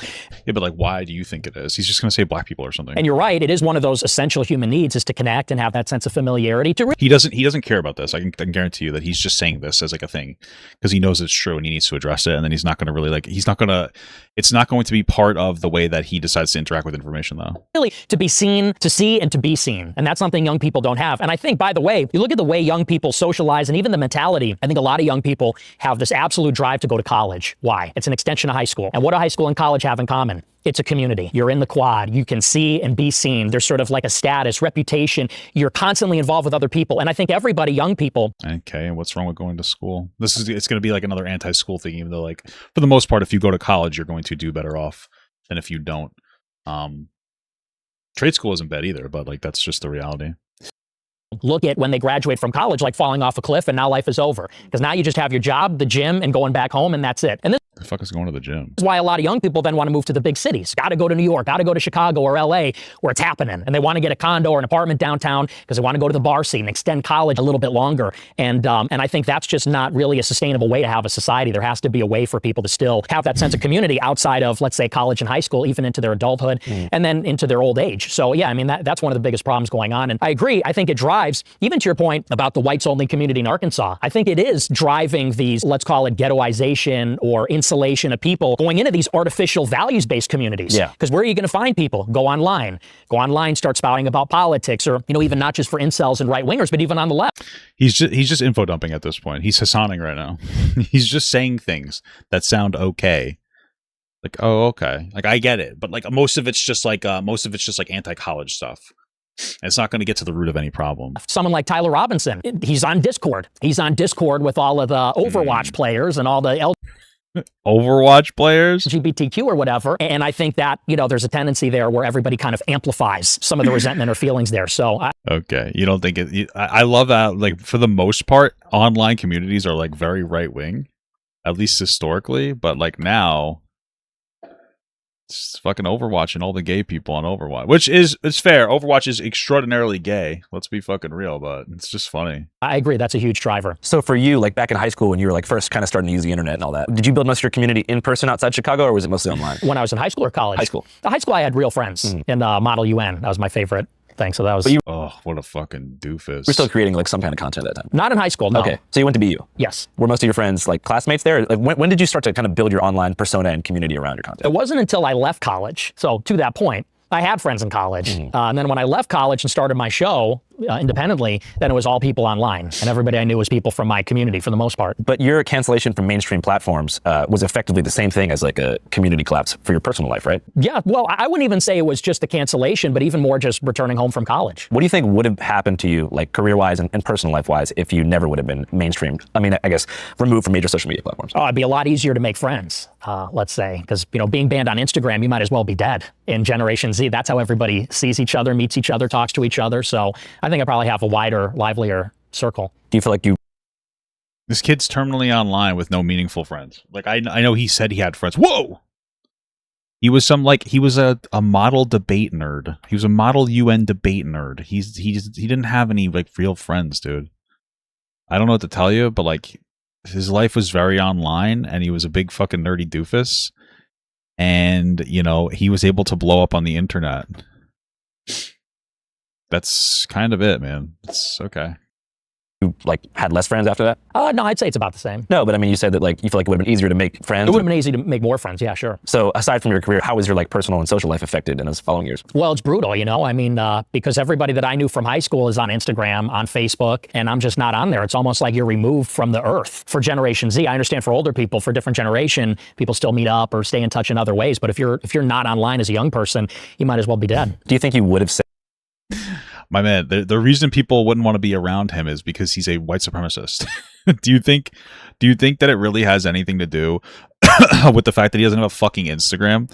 Like, imagine seeing somebody like Nick Fuentes and all like the horrible shit that he says. Are you going to be like, oh man, this is my guy. I really want to be friends with this guy. No, you're like, oh, this guy's a fucking dickhead, man. Like, what the fuck? I don't want to be friends with this guy. That would be like your actual interaction with that. What the fuck is he talking about? Everything's just such a weird little cosplay for him. It's so fucking ridiculous. Said like some of the more extreme things that you did say if you I guess were allowed to remain on the mainstream internet? Absolutely, yeah. Looking back, and I'm not trying to get you to like take something back necessarily, what's like one thing that you said when you were younger where you're like, fuck, I wish I could take that back? I don't know if I regret How about all the stuff about how much he loved Hitler? what I've said. It's just how you say it. Yeah, like can you think of an example of like when you listen back to something, you're like, jeez, I wish I Yeah, could. yeah. So I did this rally in 2023 called Fuentes Rally 2, and Hey, what about the Trump rally? What about the January 6th that you did? You want to talk about that or no? the one comment I said, we're talking about a spiritual battle between Christians and everybody else. You guys remember when he talked about how black people, it's like the same as sleeping with a black person, same as sleeping with a dog? You remember that? Ooh. And I said, we're in a holy war. I said, and we're going to make them die in a holy war. And the second I said that, I was like, didn't mean to say that. It's an extemporaneous speech. So you don't rehearse it. You just say things. And I was like, didn't mean that. Shouldn't have said that. So it's always the how. It's always in the delivery that I... Nick, I can think of about 4 things that I really wish you would take back right now. Like what? The cookies in the oven? Well, that's a joke. But it's not. Yeah, he okay. Not, Nick. My wife is Jewish. My son is Jewish. No, Nick. I promise you. Don't get mad. I'm not mad. Okay, It's I know. But you got to understand how incredibly, whether it's a joke or not, it's a lived experience. I like Hunter Biden, but dude, you're just not getting the point, man. That's the point. Like, this is the thing: is that jokes to white supremacists are just fucking bigotry. They just that's it. So like, yeah, it's a joke when he makes the joke about the cookies in the oven, and you know the rest, which is just supposed to basically be a downplaying of Jewish people dying in the Holocaust. He knows it's a joke. It's a joke with the joke meaning, hey, I don't believe that the Holocaust is like real. Like that is the joke. He knows that. He's just playing. That's just a joke. I was just being silly. Obviously, he knows. I mean, come on. Don't say like, oh, it's more than just a joke to this guy. He doesn't care. He doesn't believe it. Passed down from generation to generation. You're not going to be able to communicate empathy to somebody when they know what they're doing. He's not just saying something that's a joke and it's like, oh, I didn't even realize that. He's saying something. He's saying something he means, and he's using the joke as an excuse. Yeah, that's true. That's actually a great point. I didn't even think of it like that. He says it's just a joke when he downplays how many like Jewish people died in the Holocaust. But then if you make a joke about Charlie Kirk fucking being a pain in the neck, all of a sudden this is like the most oppressive fucking thing in the entire world to him. Yeah, that's fucking crazy. Good job, buddy. Whether or not, and by the way, not just from the Holocaust, not just from 1939 on, 2,000 years of history Okay? Forget about Israeli politics and Netanyahu, because I think we agree about Bibi Netanyahu. I'm positive we do. And I've listened to you talk about it. But you got to understand. Look at me, man. I see. It hurts. Look at me, man. I see you. It hurts. It hurts. Does it? Nick, I promise you it does. He's going to troll him. Does it? When you compare He doesn't care, dude. my wife's family to cookies going to an oven, it hurts. And you got to understand that. And He does. He doesn't care. by the way, I'm looking at you. Yeah. You're getting trolled. You're getting trolled right now. And I believe that you do know that. See, that's where you Nick, lose me. That's where you lose me. Okay, Nick. Okay, I'm telling you. Well, listen, are we here to talk or are you here to lecture me and Okay, preach no, to you're me? right. Let me listen. Okay. So you're right. So You're right. this is the Okay. thing, because, you know, and I think this is a disconnect. I think that the left and even people on the right, they're losing the young people. Why do people love me? Not in spite of, but because of the outrageous things that I say. Not in spite of, but because I say offensive things. Because people are angry and they're hateful and they want to be angry and hateful and they want to feel justified in their anger and hatred. That's really not that complicated. Like, that's pretty much it. It does nothing. Like, if they're like, that's it. It's the same reason why fucking people like Hassan Parker more and more every day. Because he's just like, people that are willing to say angry, hateful things on whatever side that they're on are going to generate a good amount of traction. That's pretty much all it comes down to. Yeah, that's it. And also, he's like a mousy little guy and he feels like non-threatening. It's all those things. I, let's say, drop the N-word on a video or something, it's because people are sick of the Not the big boy word. What, the Sigma?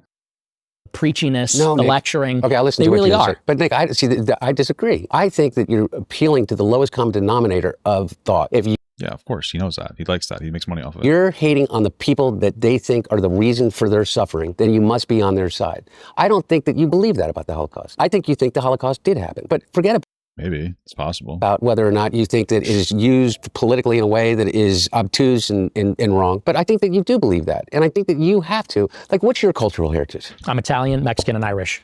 He's mostly Mexican. That's why his name is Fuentes. Mexican. When did they come in Italian? When did the Mexicans come? When did the Irish come? Mexicans came turn of the last century. Yeah. Italians came in the 1860s. Yeah. Irish came in the early 1900s. Okay, so maybe you wouldn't care about something that is like grossly offensive just on the face of it and think that, oh, why can't people just believe that that's funny? But you got to understand, it's from the perspective of somebody that has that trauma, and I think that there is such a thing as generational trauma, and those stories are passed down generation to generation. When you say something like that, they completely shut off. They can't hear another thing that you're saying about this cultural disconnect, about losing communities, about the feeling of being left out or left I mean, that is true, but yeah.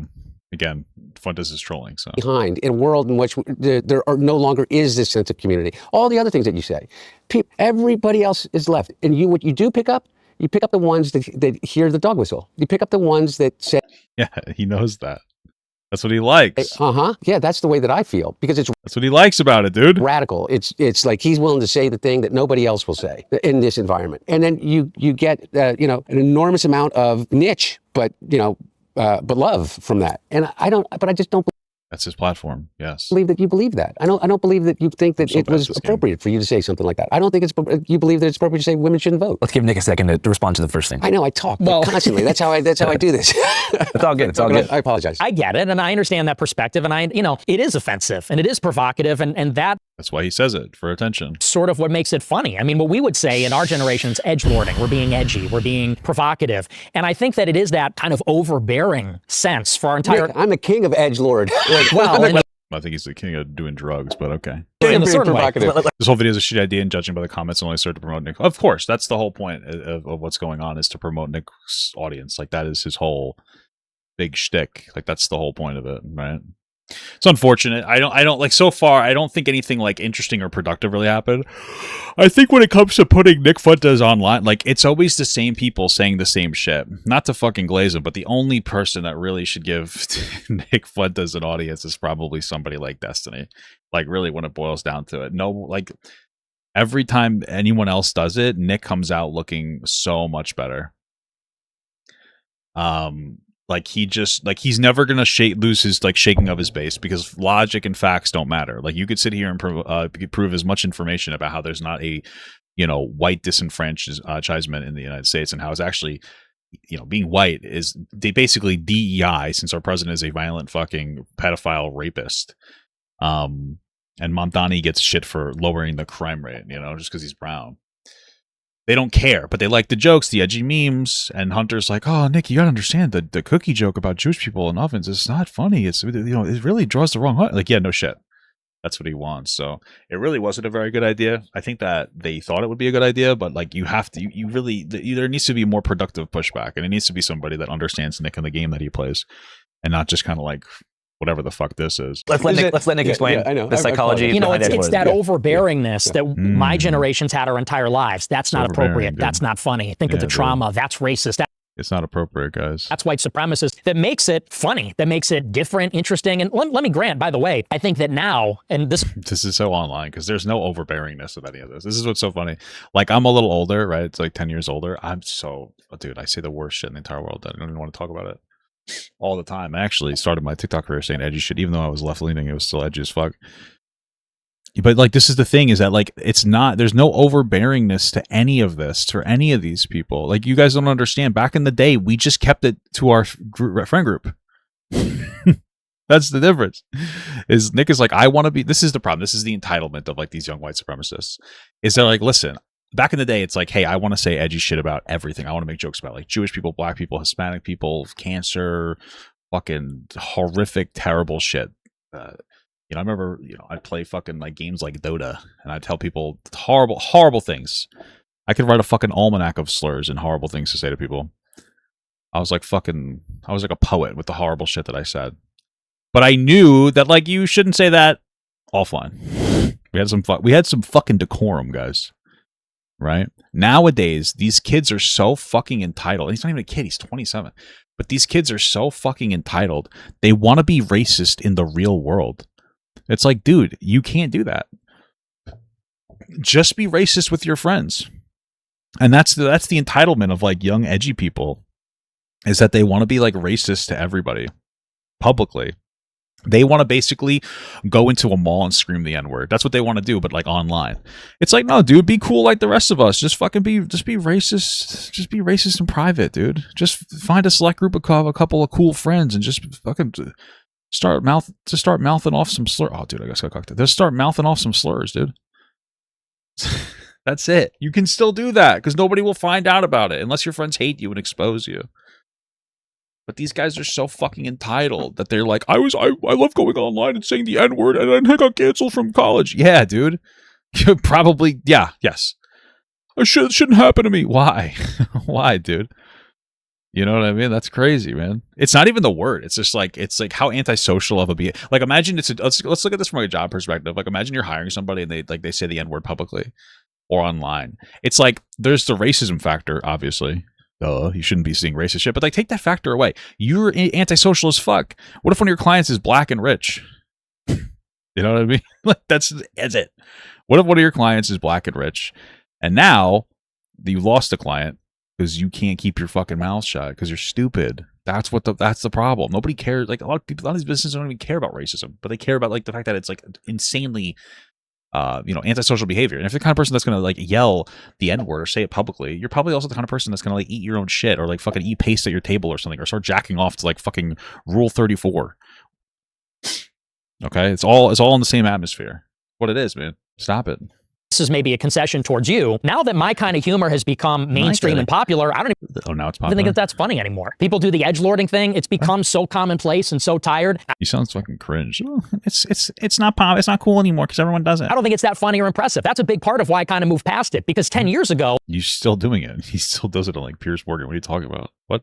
it was treated like sacrilegious. And there was something Oh. funny about the fact that you could say a word or make a joke and make people lose their minds and freak out. And Whoa, like the Jonkler. it was like an international incident if you said the wrong thing. And I think that's what made it tempting, especially for a young person. You want to rebel. You want to be defiant. You want to be a little revolutionary or something. Now, as time has gone on, I think that's become a fad. Everybody does it. It's lost its It's become a what? What the hell is he saying, dude? What the Sigma?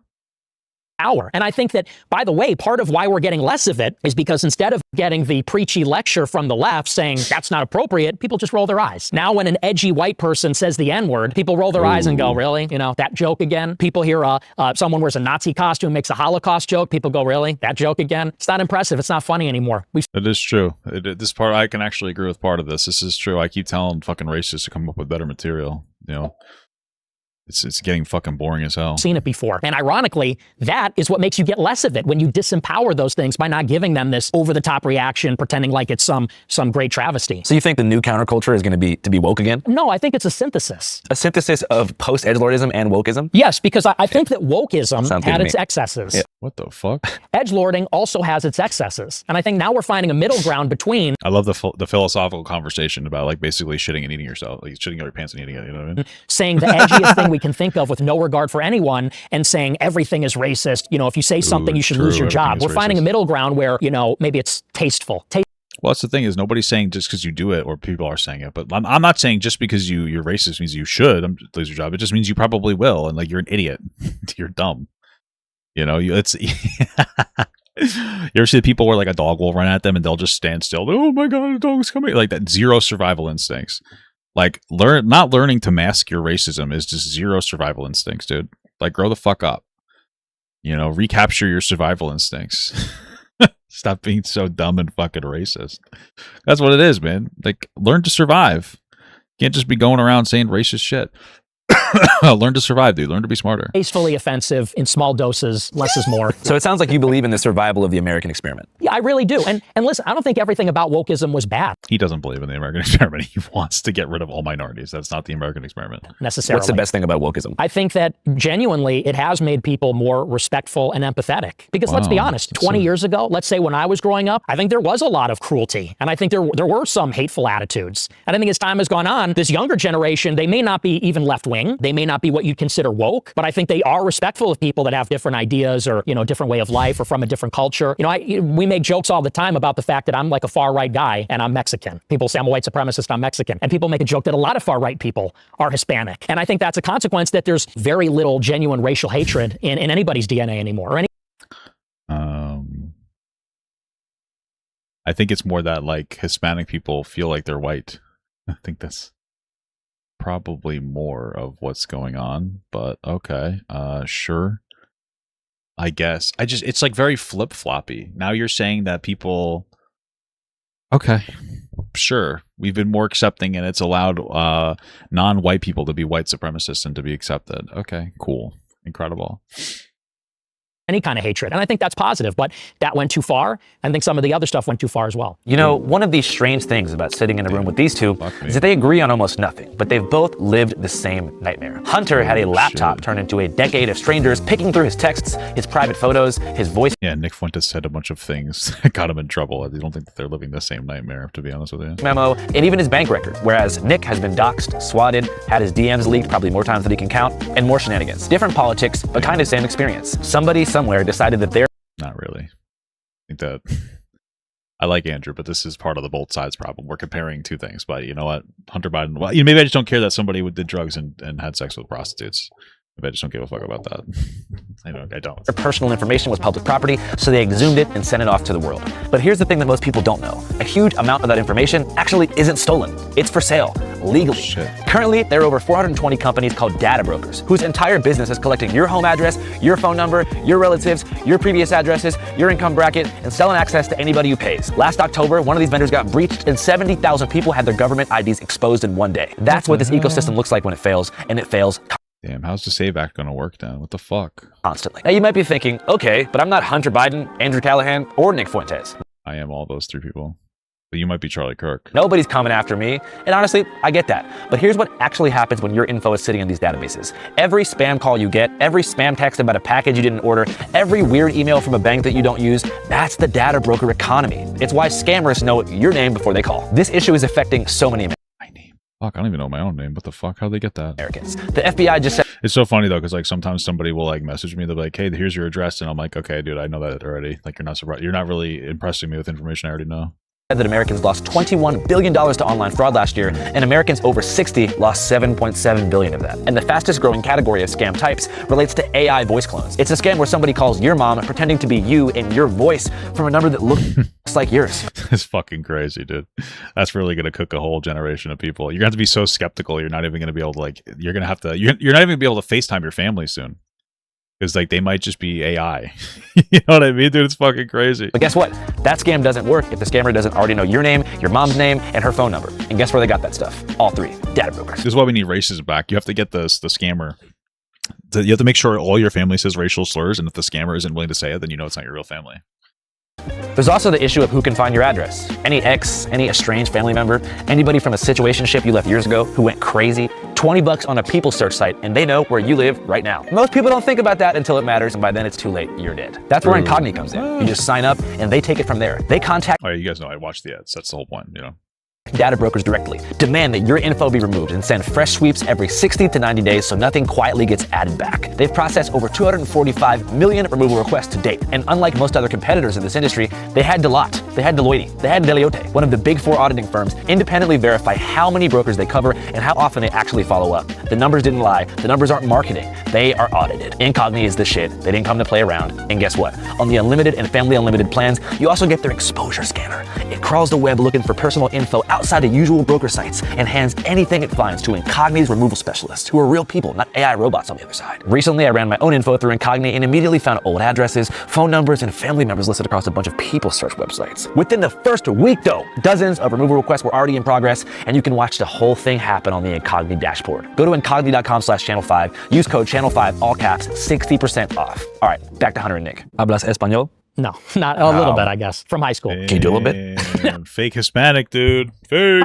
Un poco. Okay, I don't okay. speak it from my dad, so Did you grow up like around a lot of Mexicans? no, all white people for the most part. Did they know you were Mexican? They did. And not gonna lie, I mean, people made fun of me for that. What'd they say? Well, like for example, one time when I was in Model UN, I was entering high school as a freshman. They looked at my name on the roster without knowing me. And they told me this after the fact, the leadership of the club. They said, oh, we thought you were just some Mexican kid, so we gave you a bad committee assignment. Wow. But see, I heard that Damn. and I laughed. Sounds like systemic racism, dude. I said, that's funny. You know, whereas a lot of people would say, oh, that's traumatic. I'm a victim of racism. You know, I think that's, it's just a human thing. Yeah, I always Sure. I mean, I think everybody at some point in their life gets disenfranchised for something going on in their life that's an immutable characteristic or something out of their control. I just think it's interesting that you had this issue where that you got systemic racism and you have no empathy for it.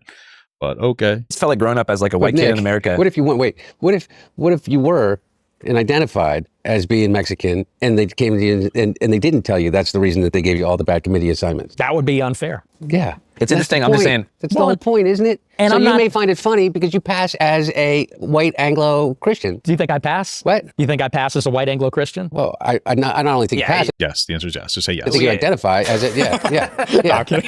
Yeah. Let's go. Yeah. No, but really, for real. And my point is that I heard you do an interview, okay? And I literally on the write up here, it's like you were talking about how you were raised on like Mark Levin in high school. Right. And the thing that you liked the most about Mark Levin is how cruel he was to the callers. Mm-hmm. I don't get that. Like the joke about the cookies. That's crazy. It may be a joke and it may be edgelording and you may not really mean it, but you got to realize the cruelty to it. And without going like, oh, like, Well, he probably did like that. I think that he liked the meanness. People were probably mean to him, so he liked to gravitate towards people who were mean to other people. That's his whole thing. you know, wham, like, shit. people got to stop crying about the past. And that's the thing, is that I think that you have such an opportunity to talk to a generation of disaffected, angry, legitimately angry people in a way in which is positive without having to do that shit. And by the way, and I'm not holding you responsible for like, the end of my conception of Western civilization, which is different than yours, but I just don't get it. I don't get why you find the cruelty. And I think that, by the way, that's why you like Trump. I mean, I'm making, like a very unfair leap because his So why are you saying you're making an unfair leap? It's like, yes, why you like Trump. That is, you're right. That is why he likes Trump. Because Trump is a dickhead. That's it. A lot of the people who like Trump are just because they're fucking assholes. There's some people who like Trump because they think his policies are good, even though he literally has never spelled out a policy. But they're all old and stupid and don't understand anything, which is a problem. It's like old, stupid people will hear Trump be like, we're going to bring jobs back. And they're like, that's a policy. He'll even explain he's just going to do a bunch of tariffs. And they're, yep. But like when they hear something more complex, like, hey, we're going to pressure specifically China with tariffs because they do unfair this, or we do this or that, they also go, okay, they don't get it. It's the thing about Trump is that like he babies things down. He jingling keys things down for them. Like to a fucking moron could understand it. Now he's not actually boiling down a complex concept that's like effective into something very simple in layman's terms for people. He's just saying dumb shit that's not real, and then he's ruining the country.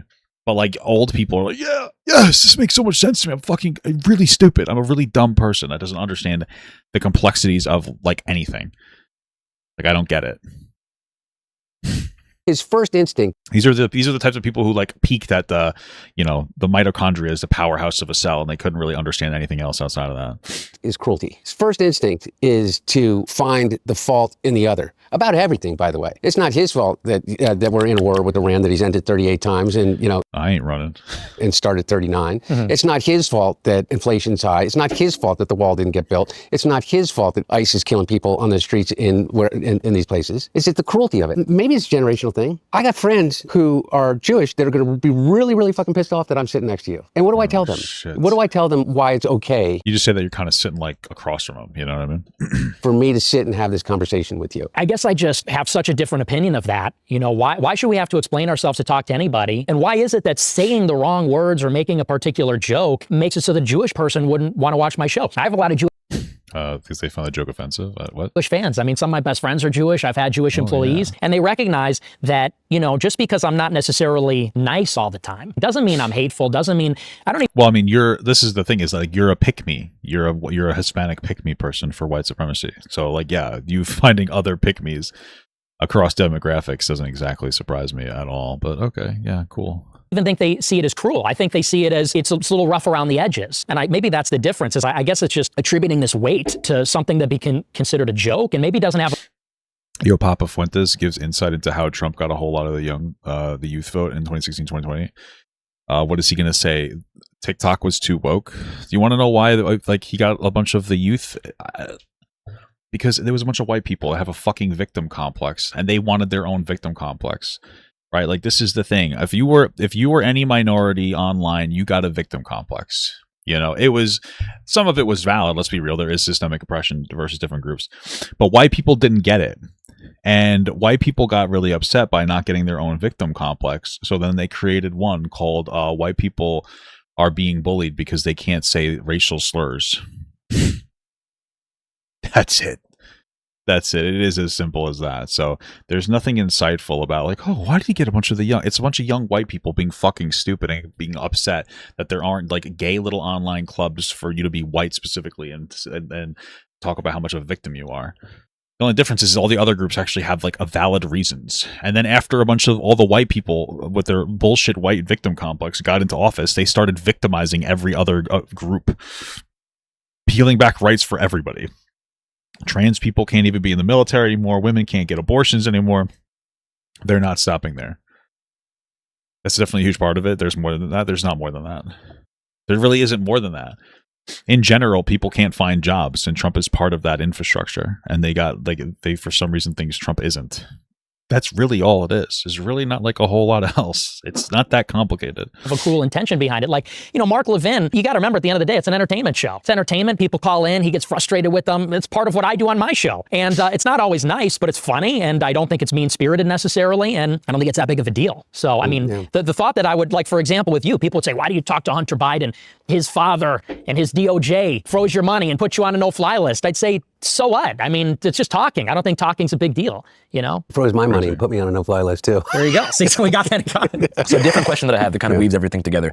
Well, I mean, Biden didn't control his DOJ. Trump actively tries to, so it's probably a difference there. How do you think like October 7th and the subsequent like pro-Palestine movement and the online worlds it created led to a growing audience on the right? October 7th in particular? Yeah. Well, I think it highlighted and brought to the forefront how captured the right wing is by Israel, which is very unique. I think the Democrats and the Republicans because of religion, right? Are pro-Israel, but the Republican Party has this inextricable institutional connection with the Israel lobby, with this Likud government in particular. And I think people just started to see the hypocrisies. The hypocrisy was brought to the forefront, which is America first, but not with Israel. No new wars, except for with Iran. Under Trump, we will have no more wars, no more wars, no more wars. They said he will start a war. I'm not going to start a war. I'm going to stop wars. Tonight, Iran's Navy is gone. We're going to be racist and all these things, but don't you dare be anti-Semitic. Don't even, think about it. I see good things about Hitler also. Every human being has something of value that they brought to the table. That's crazy. Especially Hitler. That's insane. So I think that he's got a good point, though. There are two factions of conservatives right now. It's racist conservatives and racist conservatives that don't hate Jews. That's literally, those are the two factions. That's it. Right wing. It made it unignorable that there's this ideological institutional capture. I just feel like a lot of straightforward. Yes, but like what this is the problem is like he's cowering away. What ideology makes religious conservative Christians love Israel so much. Oh, it's the fucking Bible. This is the problem, and this is every single time that like Nick Fuentes has conversations, is he gets right up to the point and then he just walks away from it. And that's intentional. He like leads us to like, why is there a problem here? Oh, right? Like, and then he does this thing where he just like walks right away from it. In this instance, the reason why Israel has so much capture, and part of it is because it's a foothold in the Middle East for America to have like a Western foothold. But it's because of the fucking Bible. Because in the Bible, it says that Israel is made of actual magic moon sand. That if you're Jewish, it's your place. But he can't say that because then it goes against his shit. It makes him look bad because that's how he pretends to centralize his entire worldview. Or like just anti-Semite influencers were taking advantage of the post-October 7th discourse to push other ideas, broader ideas about Jewish people as a whole. Come out and say it. Like, I think that Jews are causing a disproportionate amount of problems in the United States. Well, I mean, I think it's hard to ignore some of those other conversations. I know that it's now become maybe in vogue to say that the Israel issue is very narrow. It's just Netanyahu. It's just the Likudniks. It's just the Israel lobby. But, what would you say about someone like Larry Ellison? I mean, somebody like that, I don't think fits neatly into this, let's say, problem of Netanyahu. As far as installing Barry Weiss and whatnot. Yes. Gotcha. Larry Ellison? Isn't he the one that like has some kind of Larry Ellison TikTok? It's so funny that he brings up Larry Ellison because yeah, he's got a major stake in TikTok's US business. Yes. And he's very pro-Israel.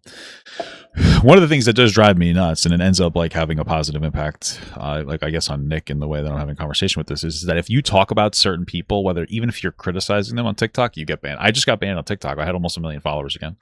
You want to know why? All my stuff was because I criticized Andrew Tate and Nick Fuentes. And I don't think that they're protecting Andrew Tate or Nick Fuentes, but I think that for them, they don't want any mention of Andrew Tate or Nick Fuentes on their platform, or else they're going to take you down. And like that's what ended up happening. All my infractions were and some of these videos were months old, and they decided to make this hard line like we're not going to let this go anymore. So I guess it hit the algorithm again. It's like, oh, auto ban, and so it's like, oh, there goes my TikTok that I spent years building. That was like a considerable amount of my there's a good amount of money in there. Which is probably one of the reasons why I'm very frustrated lately, because it's a big hit. It's tough. You know what I mean? It's a tough hit to deal with, when you're trying to run, and this to some degree is like some kind of a business, when you're trying to run like a small business and you get completely, you lose 3 million eyes on you a week and you lose thousands of dollars. That's it. And it's like, wow, this is fucking brutal, man. It's brutal. So, especially at this time right now where like I'm fucking, my wife's pregnant, dude. And it's already in general, like being a content creator is like really easy making the content, but it's like really tough to stay afloat. And so like it's just like fucking, it's 10 different directions of stress dealing with this fucking fuck ass bullshit, but I mean, it is what it is. What are you gonna do? But it's fucking annoying. It's frustrating. What are you gonna do? It's fucking crazy.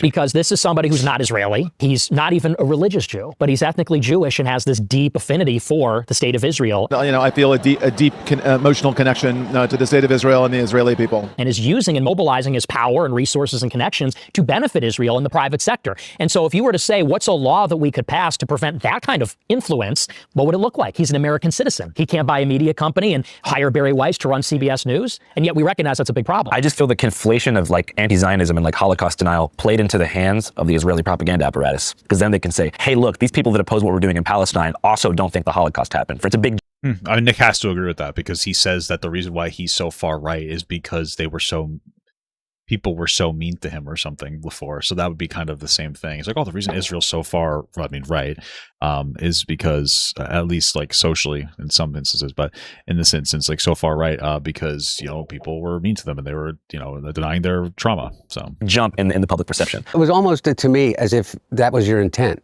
To lose any legitimacy about any argument as it relates to Israel and the Likud government is to say those edgelording things or whatever. Jews are money changers. Bullshit artists, psychopaths, charlatans, grifters, manipulators. I don't know anybody that can hear you after you say that, including myself.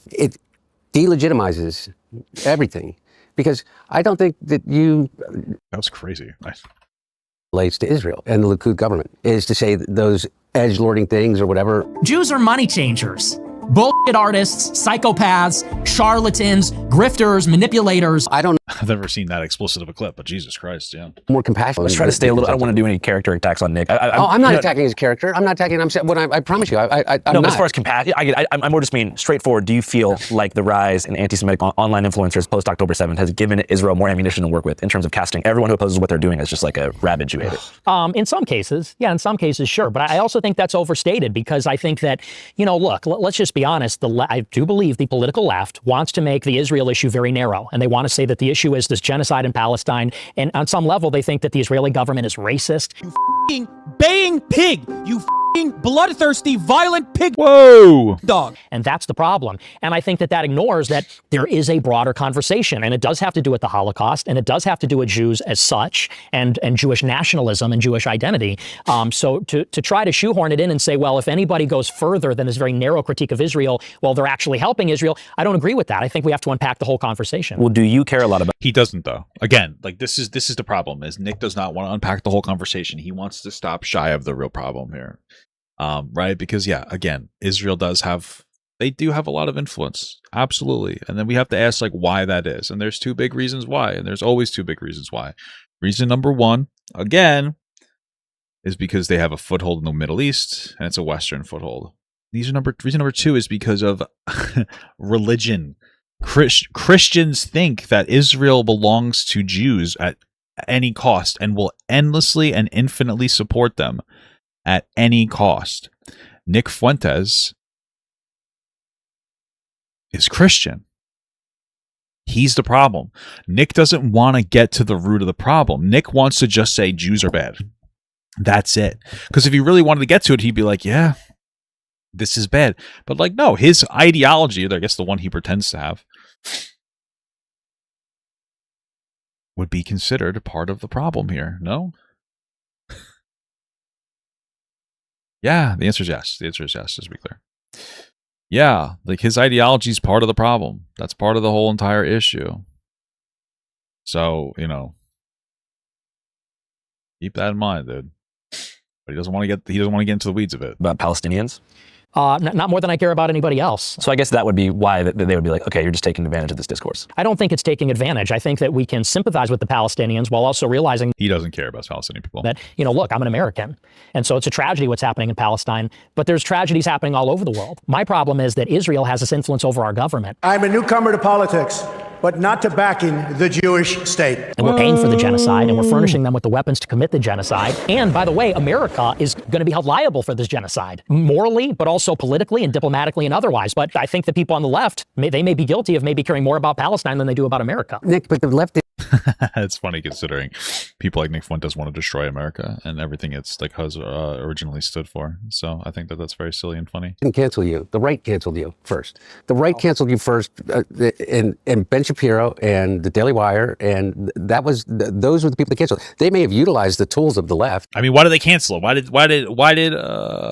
did the Daily Wire not want to associate with Nick Fuentes, a guy who hates Jewish people? Who the fuck could possibly know? So what you call the left to be able to do that, but it was the right that canceled you. And by the way, what I would consider a radical right. The Daily Wire, to me, is a radical right. I don't think they're even reactionary. I don't think they're that conservative at all. Ben Shapiro, I mean, he's not like he's in favor of mass migration. In 2016, they were alt-right. No, they were not. Ben Shapiro and the Daily Wire were to the right of Mitt Romney. Yes. You know what I mean? That's what I mean. And that's they what were I'm Mormon saying. conservatives. Yeah. My point was, that's who you were canceled by. I was also canceled by the left. No, I know. They came along. They came along because some of the more egregious things that you said is edgelording. They came along. And whether you call it canceling or saying like, what the fuck? This is what I call it. What the fuck? like what the fuck? And so like, I don't find it funny. And just like you're able to say, well, I just think it's funny. I'm able to say, I don't find it fucking funny. I didn't find it funny then. I don't find it funny now. I didn't find it funny that some of the things that, you said about me. But I'm willing to sit here and listen to you because I want to get to this. And this is my whole point. What about fucking Donald Trump? Yeah, we can get to that. Yeah, how of all the people in the world, but you could look at and say he doesn't believe anything. So for context for the viewer, Donald Trump is currently the sitting president of the U.S. for our audience abroad.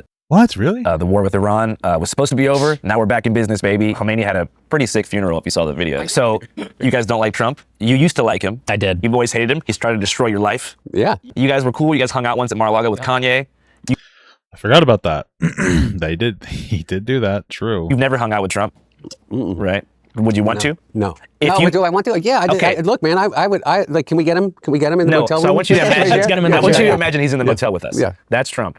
Imagine he's in the motel with us. All right. He's not going to go there unless you have any kids there. Nick, he looks young, but I don't think he looks young enough for Trump to want to rape. So What do you want to? How about what do you want to ask him? Oh, put me on the spot. I don't want to ask Donald Trump anything because I know, and I think you would agree with me, is that Donald Trump isn't going to give me an authentic answer. Donald Trump never yeah, well, that's Nick Fuentes as well. So gives an authentic answer. He gives what people refer to as being authentic, but it's not authentic. It's audacious. It's like the example that I give that is the best metaphor for this is that he says he's 6'3", weighs 225 pounds. And everybody laughs because that's a little bit like edgelording, right? Everybody knows that he is maybe 6 feet and weighs maybe 300. And this might not be the powerhouse example we're looking for, but I understand the general sentiment. Sure. Okay. 285? He's a big guy. He's a pretty big guy. Yeah, big guy. Pretty big guy. Pretty big dick. That's what some people say. Not me. I've never seen it. Of every picture ever taken of anyone that's 6'3", he's not 6'3". I am. Okay? Yeah, I know you are. Thank you. Ooh, me too. I'm 6'4". 6'2.5", maybe. That's maybe. But my point is that the reason I don't have a question for him is because I'm absolutely certain that he is not going to give me an authentic answer. Look, he came into the Oval Office in the transition this time. And he told my dad that he thought that he did an amazing job. He did an amazing job with the economy. He did an amazing job with NATO. He did an amazing job and that he got a raw deal from his side and anything he could do, particularly for Hunter. Hunter got screwed. Whatever I could do, you let me know. Bullshit. He then went out and he has now since then done nothing but blame Joe Biden for every single one of his problems. Well, I mean, it's surprising that you guys would believe that, considering he was running for president even during Joe Biden's campaign. But okay. 11 months ago, I inherited a mess. Joe Biden handed us over a country that was in very serious trouble. Biden gave us a horrible economy. And I really mean this. I think the good parts are the Trump economy and the bad parts are the Biden economy. It's very convenient. Yes. He mentioned my dad's name or my family's name 6 times a day in the first 100 days of this administration. 6 times a day. He does it maybe 4 times a day now because that's crazy. He has no answers. All he has is a finger to point. And that's all he does. My point is, I don't know what to ask him. Why are you such a dick? What does your dad think about okay. the war? Right? What I'm not going to get into what my dad thinks about the war. Is it really because I don't want to get into I don't put words in my dad's mouth, just like I wouldn't ask you what your dad thinks about the war. But your dad wasn't the president of the United States, which is a little bit different. I don't know what's going on. All I can say is this: is that it's fair that he doesn't want to rope his dad in. I don't think his dad wants any more headlines about him. So every single Israeli prime minister since at least Jimmy Carter was president, has walked into the Oval Office or picked up the phone and called the president and said, we have to attack Iran. And every single one of them has said no. And they may not all have had the same exact reason, but one of the reasons they did is because they knew what the consequences would be as it relates to the lifeblood of the economy, is petroleum in the Straits of Hormuz. Every single one of them knew that. And every single one of them knew that there is no way, unless you send in ground forces, to end with certainty the nuclear program that the Iranians have supposedly been building. Every single one of them knew that the existing Ayatollah at that time had put out a fatwa, an edict saying that they would never turn their nuclear technology into a bomb. The Supreme Leader of Iran issued fatwa. Having nuclear weapons is forbidden, is haram, which means never we can. Well, religious people, they always listen to, they always tell the truth. So. And have nuclear weapons. It was a religious edict as strong as if the Pope had released an encyclical. But what did he do? He kills the Ayatollah. We get a son that now has a far more radical and far greater ties to the IRGC. And what do we have? The Straits of Hormuz are still closed. He said that they're brilliant people. I find that that's Donald Trump on everything. He said he'd end the war in Ukraine on day one. That is a war that's dying to be settled. I will get it settled before I even become president. He also said that somehow Ukraine started the war, which is incredible. I didn't hear anybody on the right and say, that's just bullshit. It's just bullshit. He said, well, no, because they'll say like, oh, he's a good businessman. He says exaggeratory stuff, and then he gets his way. It's like, well, here's the problem: is Donald Trump probably did do that historically, but you can't just fucking rape people all the time. I mean, he's been trying to through tariffs and trying to take over other countries, but you can't just do whatever you want. That's the thing with Trump is like he's just somebody who will bulldoze in and like constantly violate boundaries. That's the kind of person he is. He's a rapist, but you can't just do that. When it comes down to the presidency, this is why he couldn't just end things because he said so. You can't just do it. he would build a You can't just invite people over for some beanie weenies and be like, yeah, let's settle this problem. wall. I don't believe in building a wall, but everybody said that's bullshit. And then when he got into office, the corruption, the level of the corruption. Thank God he didn't build the wall. He fucked up the pool so bad with that shitty contract he gave to some guy that fucked it up. Imagine building the wall. That thing we should have let him build a wall. It would have been falling over and everything. It would have been hilarious. Honestly, not being able to build the wall is probably the best thing that ever happened in Trump's presidency. Imagine he was able to build it and it was just a fucking shit show. I mean, people believed or led to believe that there was this thing called the Biden crime family, right? I know that is that I didn't do a single piece of business when my dad was president. I made basically $200,000 a year selling paintings. I picked the thing that was the furthest possible thing away from politics that I possibly could. Don and Eric have done over $1.3 billion in contracts, just in contracts for underlying companies that they have an ownership stake in with the Department of Defense. Well, that's so surprising. Trump's such a nice guy. I never would expect him to do some fucked up shit like that. What the hell? Don Jr. got the largest loan ever given by the Department of Defense of a company that he bought into like 3 months before they got the loan. Because are you guys saying that this guy's corrupt? What the fuck is happening right now? Are we seriously saying that what the hell? Peter Navarro picked up the phone and called DOD. No, Trump was actually a horrible businessman, to be honest with you. Like, yeah, no, he got bailed out by Russia like multiple times before he fucking even got to this point. So get it done. My point is, I don't have anything productive to say to him that I know of. And when I listen to you and I listen to what you do, my question is how did you not see that before? He was a disaster in 2020.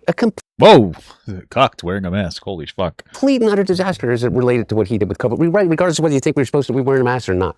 The question for Nick is, how did you not realize 6 years ago that Trump would be this sort of letdown? Because he doesn't hold, there's no ideological core to Donald Trump. No, I agree with you. Well, you got to realize in 2016 where Republicans were at. We had John McCain, we had Mitt Romney, and the perception on the right is that they were insufficiently conservative and that they were losers. All they do is lose because they don't fight. There was this perception that the Democrats are ruthless, fighters. Obama crushed in 2008, when we thought he really should have lost in 2012. That was a Republican perception that Romney let us down. And so when Trump came on the scene in 2016, it was new, it was refreshing. He seemed like somebody that was really going to take on not just the Democrats, but also the media on our behalf.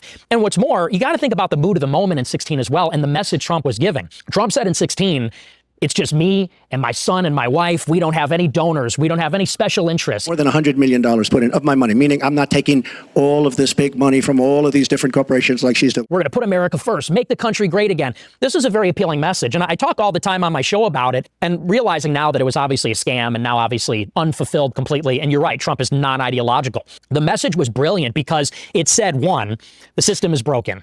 America's not great anymore, but it used to be. We can make it great again, but in order to do it, that's what you were talking about? You keep telling me this is what you're talking about. What does that have to do with young people? You told me earlier that he's like, yeah, he's going to say something he's going to say something like really insightful about why young people are.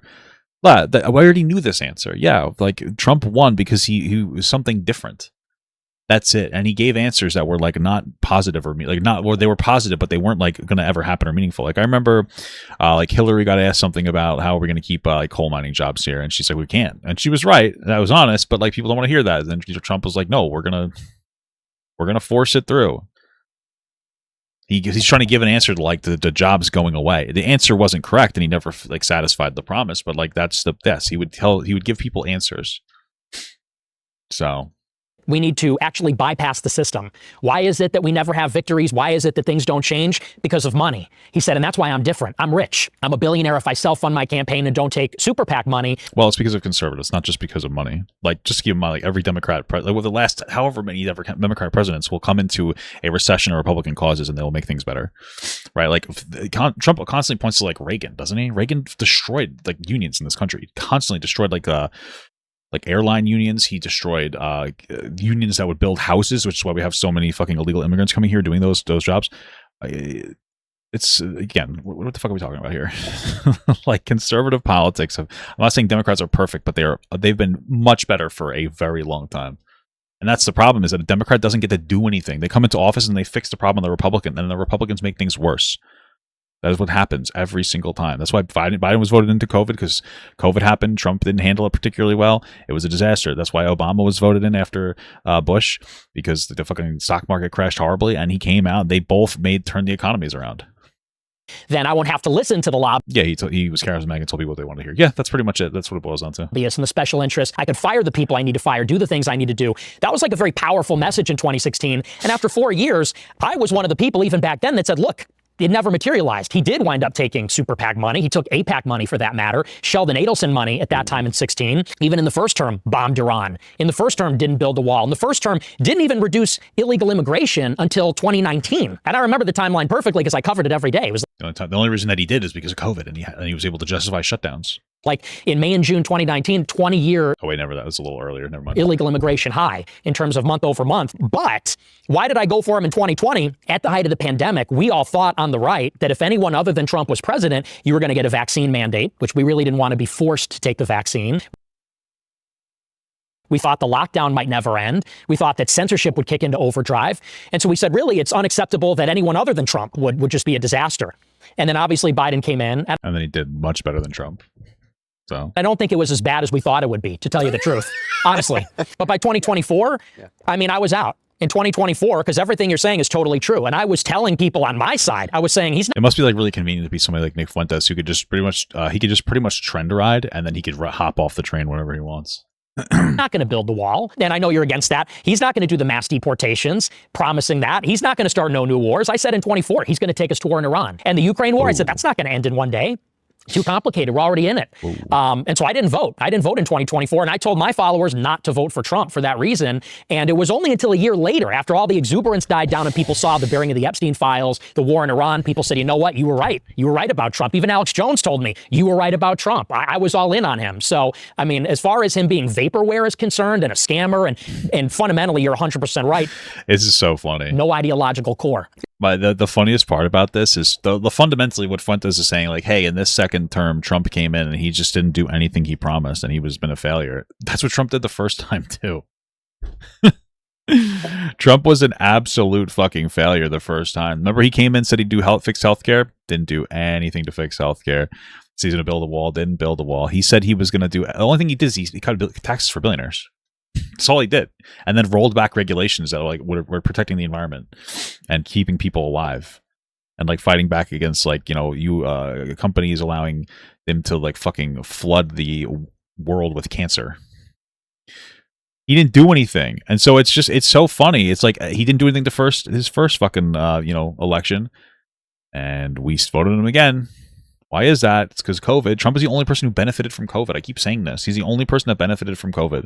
He was able to benefit from like conspiracy theories around COVID to get reelected, and like people forgot how truly terrible of a fucking worthless dog shit president he was. That's literally it. It's almost kind of funny, but it's not at the same time. It's fucking insane. He's not an ideological guy. Yeah, it is. He's literally all about him. And I agree, he's a cruel narcissist. Yeah. And you said I like the cruelty. I do not like the cruelty. No, by the way, no, I didn't. Yes, he does. Say you like the cruelty. I said he does like the cruelty. Listening to your thing, and you said one of the things that you liked about Levin was the cruelty, and not for the cruelty's sake. It didn't seem to me like this. Is because it was raw. It was yeah, and that's so. I'm not saying that. No, but I agree. I think he is cruel, and even what he said on Easter. I mean, we're Catholic. On Easter Sunday, he says we're going to annihilate Iran, and then he made fun of Allah on Easter Sunday. He doesn't care about this. If he was still on the Trump train, he wouldn't give a fuck about this. It's just a virtue signal. So, that kind of stuff, it just totally turned me off entirely. Is there anything that you think Trump can do to like regain the support of the, I guess, Gen Z and millennial right? No, it's over.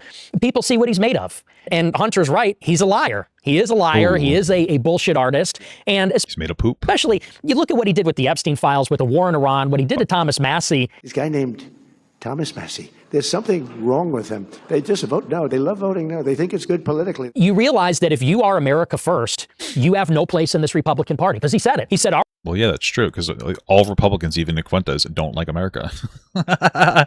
Somebody who wants to deport all non-white people, like, yeah, you probably don't like America very much if you don't really celebrate diversity in a productive way.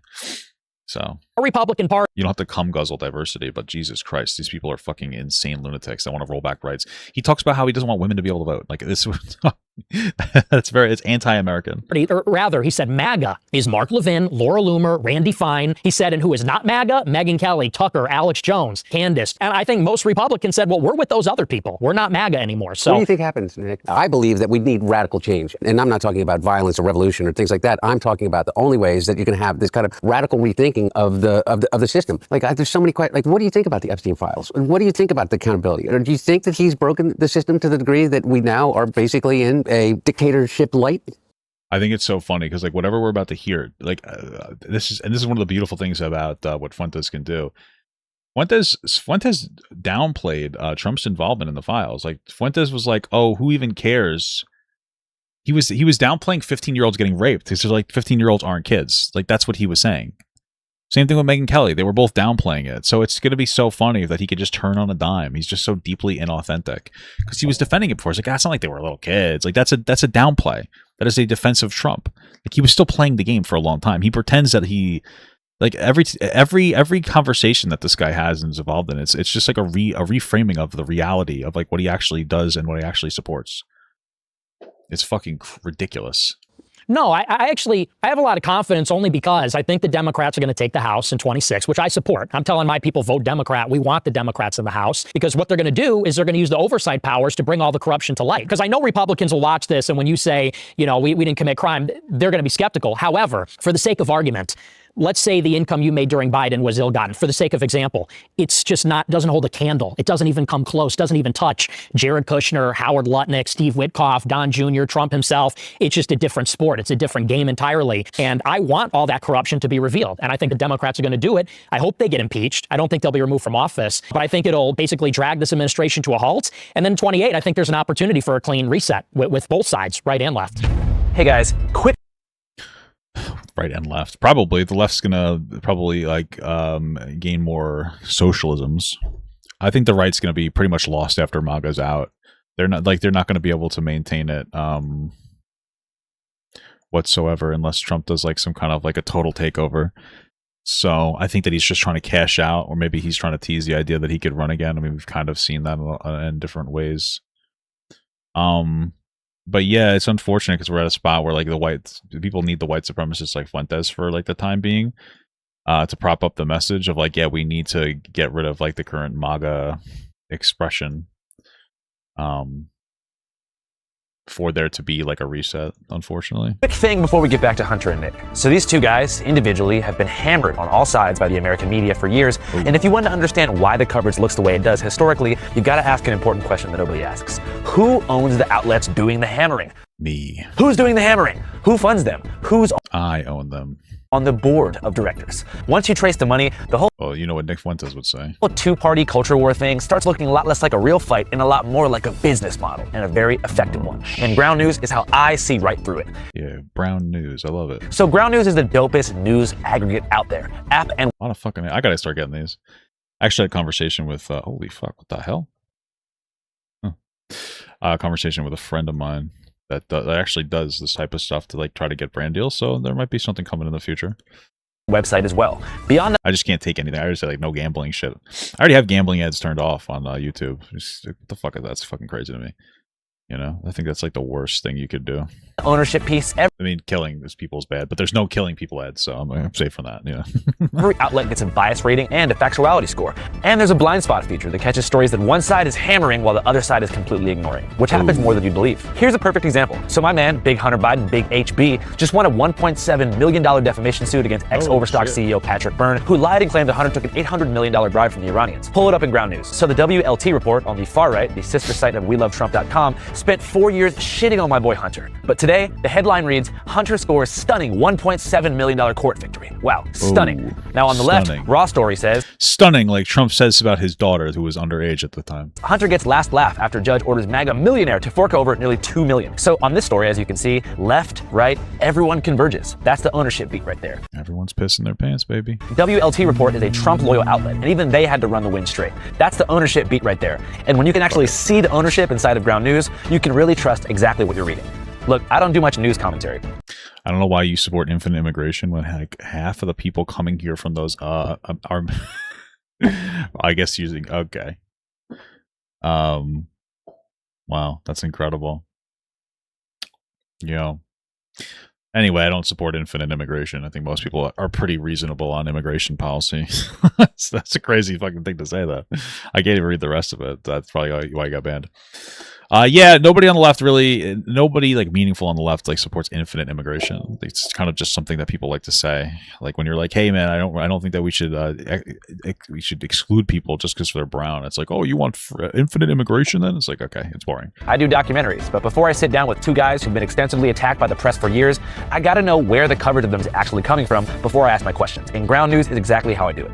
If you want to be just like me and join the GNC5 family, go to ground.news/channel 5 or scan the QR code on screen. You'll get 40% off the Vantage plan, the illest plan on the dopest app in human history. Break out of the algorithm. Ground News. All right, back to Hunter and Nick. Whenever you talk about Trump, sometimes you explain this like nightmare scenario that revolves around a Vance presidency. Yes. What about JD Vance being in power scares you so much? His wife is brown. He doesn't like that.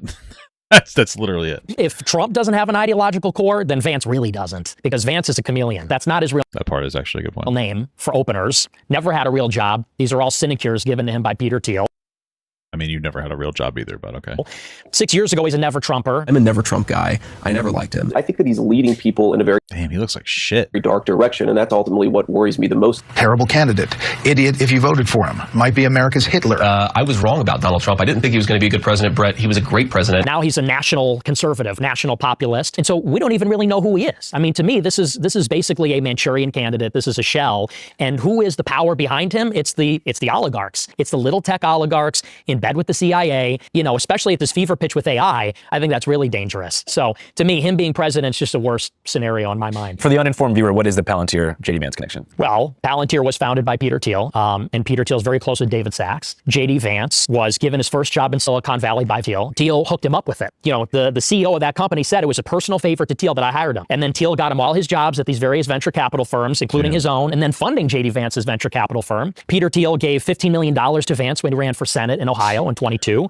Damn, I guess it pays to be fucking insane, huh? Peter Thiel secured President Trump's endorsement for him in 22, which basically got him the nomination and the seat. So, I mean, as far as anybody's concerned, Vance owes his entire political career to Peter Thiel, who derives his fortune from Palantir. And now he's a Catholic like you and me. Well, he's a convert, so, you know. Beware the convert. Yeah. So do you think that Trump's unfulfillment of his campaign promises was a result of him being like compromised by somebody connected to that structure, or do you think he always just never cared? I don't know that it's... Trump never cared. What? He never cared. Being like compromised? Convert. Yeah. So do you think that Trump's unfulfillment of his campaign promises was a result of him being like compromised by somebody connected to that structure, or do you think he always just never cared? Trump never cared about anything. What do we dude, we have to understand, like Trump did this as a bucket list. I think that's it, a bucket list, and to cash out. Like, the guy's made billions of dollars, especially in this election. He's gone fucking crazy with crypto scams and shit. Like, it was obviously never about caring about the country. Trump would have ran it as like the fucking leftist wing Democrat in the entire world if he had to. He doesn't give a shit. He never has. He was just looking for like an excuse to run. That's it. He was looking to cash out. He doesn't give a fuck about anything. I don't know that it's... I mean, he might be compromised too, but he never cared about anything he was saying. Never cared. I just think that, you know, me, I'm an idealist. So I think about the ideas and the concepts. Trump is a businessman. And so I think with him, everything's transactional. And I said this in 2024. Trump knew the voters would swallow anything. The voters would not walk away from the table because they were enamored with him. I could stand in the middle of Fifth Avenue and shoot somebody and I wouldn't lose any voters, okay? It's like incredible. So he knew he could break every promise with them in order to fulfill promises for the donor class, which is little tech, the Israel lobby, and Wall Street, the bankers, Tim Mellon, the big asset managers. So I think with him, everything's business, everything's a transaction. And that's why you can't trust him. You have to do business. And in 24, I said we should all collectively say we're not going to vote unless he makes certain commitments. And not enough people did that. But I mean, that's fundamentally his flaw. Your critique of this like elite power structure sounds like vaguely anti-capitalist. It's not anti-capitalist. You know, capitalism says large amounts of capital will be held in private hands, which I believe in. I am a capitalist. But I think what is happening is that it's the way that money is used in government. There needs to be a distinct and separate national power that subordinates the money power to it. The problem is the billionaires buy all the elections, buy all the media, control public perception. And so really we're all subsidiary then to the market. So I support capitalism, but it just has to be underneath the nation, underneath the state. It seems like Yeah, I agree. I think that's so interesting that like that's honestly like a cowardly tiptoe answer around like, hey, I support the Nordic model, which congratulations, Nick Fuentes is on the left. Like that's basically what we're learning here. Nick Fuentes is a leftist. He's literally as far left as fucking Mamdani is. That's it. Unless he's just trying to say that to appeal to more left-leaning people, and it's more of a dog whistle, and he doesn't actually mean it. But like that is what people want on the left. That's literally it. For the most part, yeah, we understand billionaires are out of control. 100%, dude. You have a pretty optimistic perspective on the year 2028. Well, he's going to get a third term. So Trump 28. Trump is going to be president 20. Do I think he's changed his sides? Well, yeah, he just said that he wants to. He's voting Democrat this time. I don't know how explicit it is. I don't think that we're getting into like a structure where he's like, "Oh, guys, why I left the right." I don't think he'll ever do that. But like he's definitely changing sides to some degree, where he's advocating more towards like the left. 28. Kind of keep coming back to this like clean election year. Do you think that's going to be like a renaissance year for outsider candidates and outside media channels like this one? It can be. I think it certainly can be, because I think there's frustration on the right and on the left. You know, you see even in the primaries on the Democrat side, it's all DSA progressive types that are winning. You ironically have the same frustration on the left with their establishment as we have on the right. And so I think, you know, in 2028, it's going to be a year where there'll be a competitive Republican primary and Democratic primary, and hopefully the people make their voice heard and we maybe. I really don't think that the right the right's completely fucking cooked. Like, let's be fucking real. The right's completely fucking cooked after this cycle is over. There's really nobody on the right that anybody's inspired by. Everybody's a Trump cuck, and once Trump's not in, nobody's gonna like Trump shit, because like Trump is just is an obnoxious fuck, and you know people like him. They don't actually like his message. Well, they like his message. They like how hateful and like rude and just like such a piece of shit he is.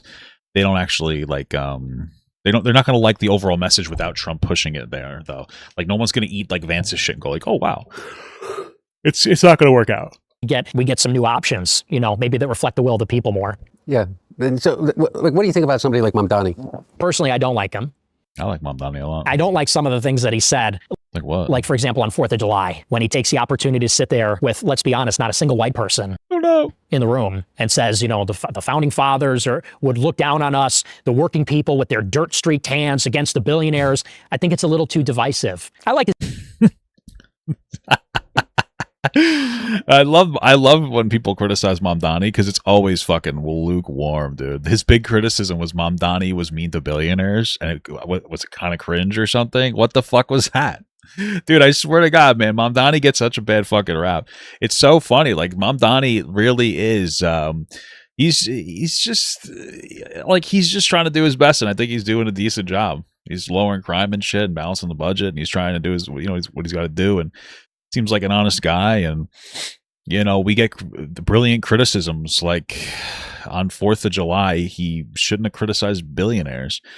You know, it's fucking crazy. And there's so much more smoke for Mamdani than like there really should be. You know, we got a fucking pedophile rapist as a president, but Mamdani gets shit for to that, whatever the fuck that was. Whatever the hell that was. You know, I guess it makes sense. Fuentes did help downplay Trump's involvement in the Epstein files by saying those 15-year-olds were basically adults, but you know, very interesting. I think the Mamdani his energy.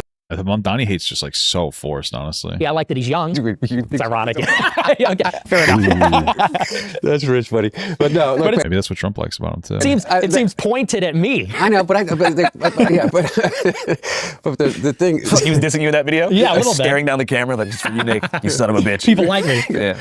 But what I see, you never know, is somebody is using government for exactly the purpose that you just said, is to break the oligopoly, to target the anger towards a tiny percentage of the population that has controlled the levers of government, from the White House down to the mayor's office in New York City or Peoria, Illinois, to that matter, and even more so as you go further down that chain. And so, yeah, Trump does like Mamdani. Well, he knows how to jerk him off the right way. You know, he tugs his boat. He gives him a little tug. You know what I'm saying? I look at somebody like Mamdani, and regardless of his delivery, which may be off-putting, particularly for somebody coming from your side, I love pudding, is that he's delivering, man. You know what? I mean, he's really delivering. You know, like I saw somebody going after Mamdani for some of this stuff, and particularly about rent control. You know, and I was like, well, how do you think that the middle class was built after World War II and the GI Bill and rent-controlled buildings that created those communities that we were talking about an hour ago? The GI Bill provides returning soldiers and veterans a range of benefits, including mortgages to purchase homes, loans to go to school, and this really was instrumental in creating the new American middle class. Created the availability for somebody that was 26 years old that had a job with the MTA to be able to live and work in the city and put the kid in a school with the idea that they would be safe walking there and go to a park that, you know, where the water fountains worked. That's what I see him trying to do. I mean, by the way, it's just so tired and, you know, he's a communist, like it's about the communists. Like, who even says that anymore? Nobody. True, it's fucking gay, dude. It's true. It is fucking ridiculous. Everybody's a fucking communist now. If you don't want to cum guzzle fucking capitalism, it's like, holy shit. Like, it's so weird. It is. It's just like, and it is gay. And I hate to use gay as a pejorative, but like, you got people who are literally getting fucking violently violated in their asshole. But then someone's like, hey man, we should make it easier for the middle class to exist. They're like, no, actually, I want to get fucked in my ass by billionaires. That's like, oh, okay, well, that's fucking crazy. Well, you're a very fine, balanced gentleman. Like, what the fuck do you do with that shit? It's so cringe. You guys are it's fucking pathetic, honestly. Like, holy fuck. Like, you know what? We're just 1981 and, you know, we're watching Rocky V and worried about the communists. You know what I mean? I just don't get it. Right. Well, the funny meme about the communism conversation is like, this is how it goes. It's like somebody will say like, oh, you're the left, they're communists. And then the response will be like, well, we really just want like healthcare. And like something that's more like the Nordic model. And then the response to that is like, oh, well, the Nordic model, those people aren't communists. It's like, yeah, we want that. It's like, no, that's communism. Like, it's just this fucking circulating thing over and over again. That's like the fucking meme. It's ridiculous. What the hell is happening? Why is it muted? Rocky 4? Oh, they must have used audio that got like taken out or something. My whole Philly legitimacy was just blown right there. Yeah. But it's just kind of, so I look at somebody like Mamdani, I think, well, he's just talking about good government. Like, what do you think about healthcare? Don't you think that there should be a single-payer system? Don't you think that there should be some guarantee as a right? Because I don't know how you make it in this country and aspire to a middle-class life and be able to afford a catastrophic event as it relates to your health. I mean, I don't think that Nick Fuentes is going to be able to answer this question because he knows that we need healthcare, but I don't know if he's going to be able to. Maybe he will be able to say it now that he's like going for more Democrat right now. At least. It's over. You're done. Yeah. Like, I don't support single payer, but I do believe that everybody should be entitled to some minimum level of coverage. Yeah. How does it look to you then if it's not single payer? Catastrophic insurance. So in principle, I agree. Which is Medicare for all to a certain degree, right? Right. I mean, because that's all the Medicare does right now. Well, why is that radical? See, I don't think that's necessarily radical, but to them, it's because we've been convinced that it's to a radical. them, Yeah. those others. Yeah, no, them. Well, you helped vote. You voted them in. You're part of that. What are you talking about? I mean, the insurance companies. Sure. And their lobbyists who control 55% of Congress, regardless of who's in power. Right. Yeah. Well, and I don't think that's necessarily the most radical. I think, though, he is with the DSA, the Democratic Socialists of America. He backs all these DSA candidates. And let's be honest, a lot of them are radical. Like, who cares? I saw one of these candidates that just won in New York a couple weeks ago, the Chevalier candidate. There's a picture. She hates my dad. Yeah, I know. She said about my dad. She had awful things about him. Yeah, and she says, I didn't have a napkin to wipe my hands, so I used the American flag. Yeah. That's it? I thought you were going to tell me something like she supports fucking, like, taking away capitalism or something. She used the American flag to wipe her hand? Yeah, by the way, I think it's crazy, but I don't care. Like, again, I love this. I'm a fucking Boy Scout, dude. I'm an Eagle Scout. I love this country. I don't care. Like, that's like this. I'm so milquetoast. Oh, like you're expected to. This is one of the things. Is like this is like part of the programming.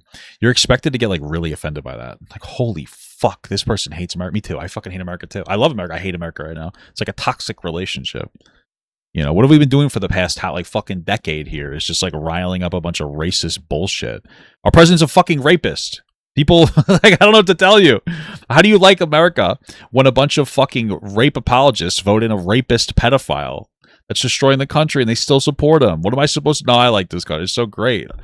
Our country is made up of the way that we vote. And right now, the system is shaking. And all these fucking freaks voted in a piece of shit. And I'm supposed to get offended when somebody's upset with that? Like, what the fuck? What the fuck is this? You know, and the response is never from conservatives to make it better. They're not like, okay, why are these people saying they hate the country? They're just like, oh no, they're evil and communist. I don't care. I don't care if you wipe your fucking dick, your balls, your ass, your fucking pussy yeast. You wipe it all on the American flag, dude. I don't care. It's part of freedom of speech. This country sucks right now. Who the fuck cares? You know, make America great again. Make it like 1990s. I don't know. When Reagan didn't ruin unions. That was earlier than that, but you understand my point. Like, you know, I love how they say make America great again, and they point to Reagan, who like fucked the country. So is my favorite in the fucking world, dude. Just like, oh my god, dude, just shut the fuck up. That's the worst you could do. Give me a policy. Give me something that fucking matters. Like the same way that, you know, I thought a lot of the stuff that some people that got elected in 2016, 2020, even during the Tea Party, you know, kind of movement was, you know, egregious. Again, egregious. If it's a legitimate rape, the female body has ways to try to shut that whole thing down. So what do we do? What do we do, Nick? I think a better question. This guy sounds like a Trump supporter. What the fuck? I mean, for real, what do we do? Can you at least come a little bit to this way? If you can come a little this way. I can. Here's where I can come, is this. Whoa. Come in my hand. Do you get what I'm saying? Yes. About the Holocaust thing? Oh. Sorry, it's like funny that he brought it back to that. Okay. About that. Yeah. No, I mean, really. I do. And listen, here's what I'll say. Now that I'm older, I do think that's not the best approach. So I agree with you on that. And Okay. Well, that's not really anything. That just means that my optics are bad. He still believes it, but... I see it as I get older, you know, because let's be honest. Saying those so interesting as you watch this, because it's crazy that, like, you know, not to get too sermon on Asmongold has a lot of positive stuff to say about Nick, and Nick just really doesn't like Jewish people. And if I was somebody that was like friendly with Asmongold, or I was like in a similar space as him, or I would typically criticize somebody in that space, or I made somebody apologize to Asmongold in a lawsuit, I would probably be like, this guy's not good, and we need to talk about it. But that's probably why I'm not very successful. So let's keep that in mind. Those things when I'm a younger guy, when I'm, 18, 20, it's like, you got to think that's just the age. Jews are running society. Women need to shut the fuck up. Whoa. Women, I love it when you talk. Blacks need to be imprisoned for Jesus Christ. the most part. And a lot of young people think that's funny and everything like that. I think that it also goes with the medium as well. Live streaming, social media, that's just what it rewards. So yeah, I think that people... That's what a cuck answer. Hey, the algorithm rewards this, so I say like wild shit that, like, I guess you don't really agree with, which he does, but like he's pretending not to. It's incredible. Like, you're just grifting. The algorithm rewards when I lie, so I'm gonna keep lying. By the way, guys, trust me, I'm not a liar. People should try to move past some of that. I'll try. Okay. But if you try, yeah, okay, absolutely, for real. And as it relates to when you talk about Israel, the Netanyahu, Likud government, what's happening now, what's happened for the past 20 years in terms of whether the funding to Israel, whether you think it is, it's really important that you make a distinction between that and Jews.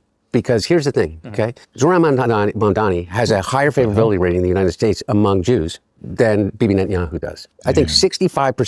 That's crazier. Of American Jews disagree with the approach that the Israeli government has right now. They don't disagree with you, but they completely turn on when they hear the conflation of Jews, Zionism, Israel, and think automatically anti-Semitism, whether it's fair or not, okay? But you have to understand it.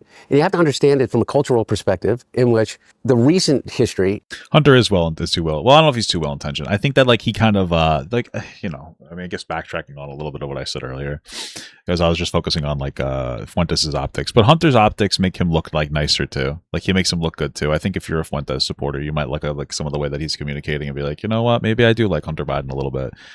Especially if you have Fuentes, and he might change his mind on a fucking whim, who knows. But especially if you have Fuentes that's like actively advocating for people to vote Democrat in the next election. Hunter Biden, this is Hunter Biden's run. Like, just so you guys understand this, like, you don't start running for president during the primaries or whatever. You start running for president now. you get yourself in the public atmosphere. That's the entire thing. You're always running. And so, like, I think this is part of it. It's a good time for him to come back. People are much more forgiving now because our president's a fucking, like, a horrific piece of shit.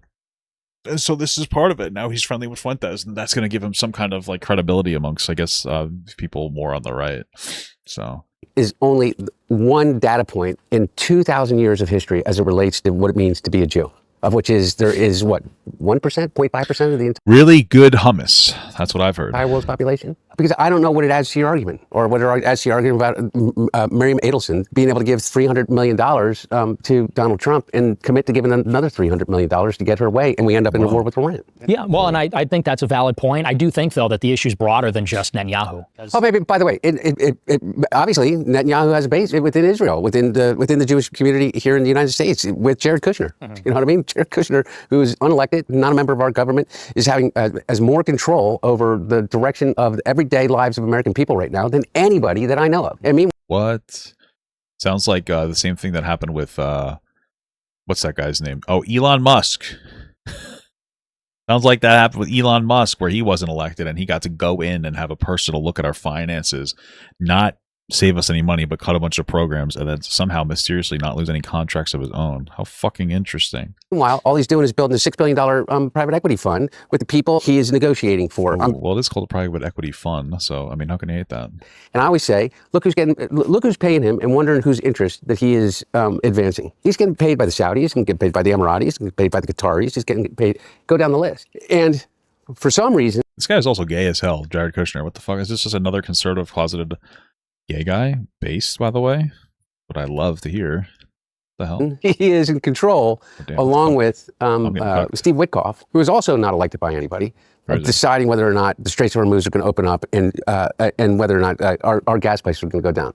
It may not matter to the three of us necessarily, you know, an extra dollar, 60 cents or 85 cents. But you know what? To 85% of the people that live in America, it means it's the difference between whether or not they're going to be able to pay rent. You know, whether or not you're going to be able to actually put the gas in your car in Montana. I guess that's why we need rent control. To drive to your job on the ranch. Well, and here's what I'll say to you, and this is something kind of why I want to do this interview, is emphasize the message that as far as Jews are concerned in general, I think that it's the same standard that applies to everybody, which is as long as you're patriotic, as long as you believe Americans should be put first by their government, I have no problem at all. And I think that everybody in the country should be treated with dignity and respect and have their civil rights. It's just this acute problem of... No, he doesn't. He thinks that people should leave the country if they're not white, and he doesn't think Jews are white, by the way. Even though pretty much all Jews are white. Most of them are. There's Lenny Kravitz isn't, but... These people, like you mentioned, like Larry Ellison and Miriam Adelson and Jared Kushner, they're putting some other country before the interest of our own. And that, in principle, is what I have a problem with. There is going to be some people who watch this and feel like, all right, no take backsies. Yeah. Well, again, Fuentes isn't putting the interest of our country before. He puts the interest of himself before the country. That's why, again, he wants to get rid of black and brown people. Maybe he'll soft enough as he gets older. I don't know, but they might feel like you're just kind of trying to moderate, and that now that you've achieved your goal and got a lot of support, you're kind of moderating because your main aim has already been achieved, which is to sort of have a generational run and pop off. So now you're trying to kind of make your way more into the mainstream discourse. Maybe, but you'll just go back again into the same sort of reactionary rhetoric once you're back in the number one spot. Well, probably, yeah. Well, I don't even think I'm moderating. And I even told our mutual friend, it's not even a moderation. It's not even an apology. It's clarifying. Because, you know, all along I've been saying this. Well, you said, okay, sure, whatever. You said that you don't support Trump anymore. So it would be, to some degree, it would be an apology. But message. I guess his whole idea was like, oh, I thought Trump would be better. Oh, I'm dumb. That's my favorite part. It's like, I thought Trump would do better. That sounds like you're an idiot. If you ever thought Trump was going to be good, like you have a problem with the way that you interact with the world, and you're very clearly fucking like uninformed and unintelligent. It's just that the way that I'm saying it changes and evolves. And I also think how people respond to it changes as well. Because let's be honest, 10 years ago, there was a very different kind of conversation about Israel. You could not mention it in a negative or critical way without being utterly annihilated in politics. We all know that ever since October 7th, that's not the case anymore. So I think that there's for the most part, yeah, sure. There's sort of something reciprocal happening, which is. Well, I think like a little after, like there was a lot of charity to during October 7th, and then like right after that, then I do generally agree with that. Yeah, that people are receiving me differently, and as someone that's growing older and more mature, I'm even representing myself differently. So I wouldn't even call it moderating, just clarifying. People are more receptive, and I'm maybe better able to articulate it. And you think that's because you've kind of gotten older and been able to have like a longer career in media to reflect on your different changes in your perhaps brain chemistry and lifestyle? That's a huge thing. I mean, I know it's 27. I have a very different mentality than I did when I was 20. What's the kind of made a difference, you think? Just more even keeled. I think you know too, it's like when you're 20, you're just like a maniac. And then you hit 25 and you're like, all right, you know. I was a maniac when I was 49.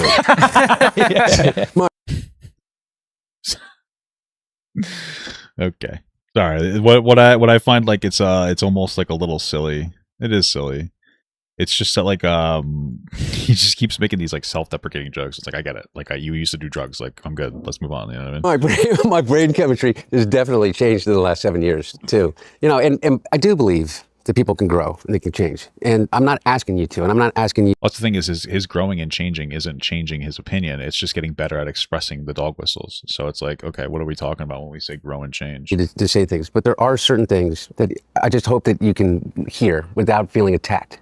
That some of the things that you said, whether it's edgelording otherwise, are really hurtful, and then people completely turn off to the idea of being able. He doesn't care. Stop it.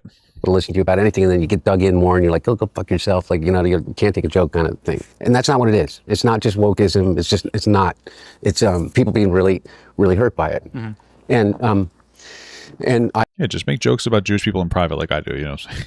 I accept your apology for all of the mean things you said about me. Yes. Yeah, you know, I'm on my apology tour. Is that the one thing you did say? You said I was a degenerate crackhead. Me? And I have the problem with that. Not you. Me? Yeah. And I also said you were cool, though. Yeah, no, by the way, you said a degenerate crackhead, and you know what? I'm not even mad about that, because I was a degenerate crackhead. I spent more time on my hands and knees smoking anything that even I was gonna say he was sucking penises. That's crazy. remotely resembled crack cocaine. It's true. And now you're sober. Yeah. Oh yeah, isn't there a story about him doing like Parmesan cheese or something? Gene Parmesan at your service. It's a little joke for people who are cool and understood the reference. Funny, interesting. You also said that you've never drank before. Right. Yeah, I've never had a drink. That's fucking cringe as hell. Never done drugs. That's because you grew up, you know, with me. I feel like, how can you trust somebody who's never had a drink and never done drugs? You know what I mean? Not even a little bit of weed or something? Come on, man. I don't know. Like, is this unfair to be like, dude, come on. Like, just try it and fail on it. Like, I was drinking at 14. I was drinking beers. That's why I don't really drink that much in my older age. But soon at that baby shower, dude, we're going to get fucked. I'm going to get fucked up. My wife's not going to get fucked up. You know, because it's, I don't know if you guys know this is bad to drink when you're pregnant. It's crazy. New science every day. But you're like, don't be that guy. I grew up with you too, and I was doing. Yeah. You're You're not as smart as he is. My brother never drank. My dad too. And I was going to ask you, Nick, what kind of prompted your choice to just like be sober for life and never drink? Well, you know, a big part of it is I had a lot of addiction in my family. You know, my grandfather was an alcoholic, committed suicide. Uncle died from an overdose from crack cocaine. My mom, two of her uncles, heroin addicts for their entire lives. And it just devastated my family, devastated both of my parents. And so I know I have that addictive personality and probably have the genetics for it. And maybe. And not only that, but I like being rational. I like having my sober. I mean, this all might be true. I kind of just feel like he's just like not into alcohol, and he's overcomplicated. He's like, oh yeah, this is it. But it's really just like he never really had the affinity for it.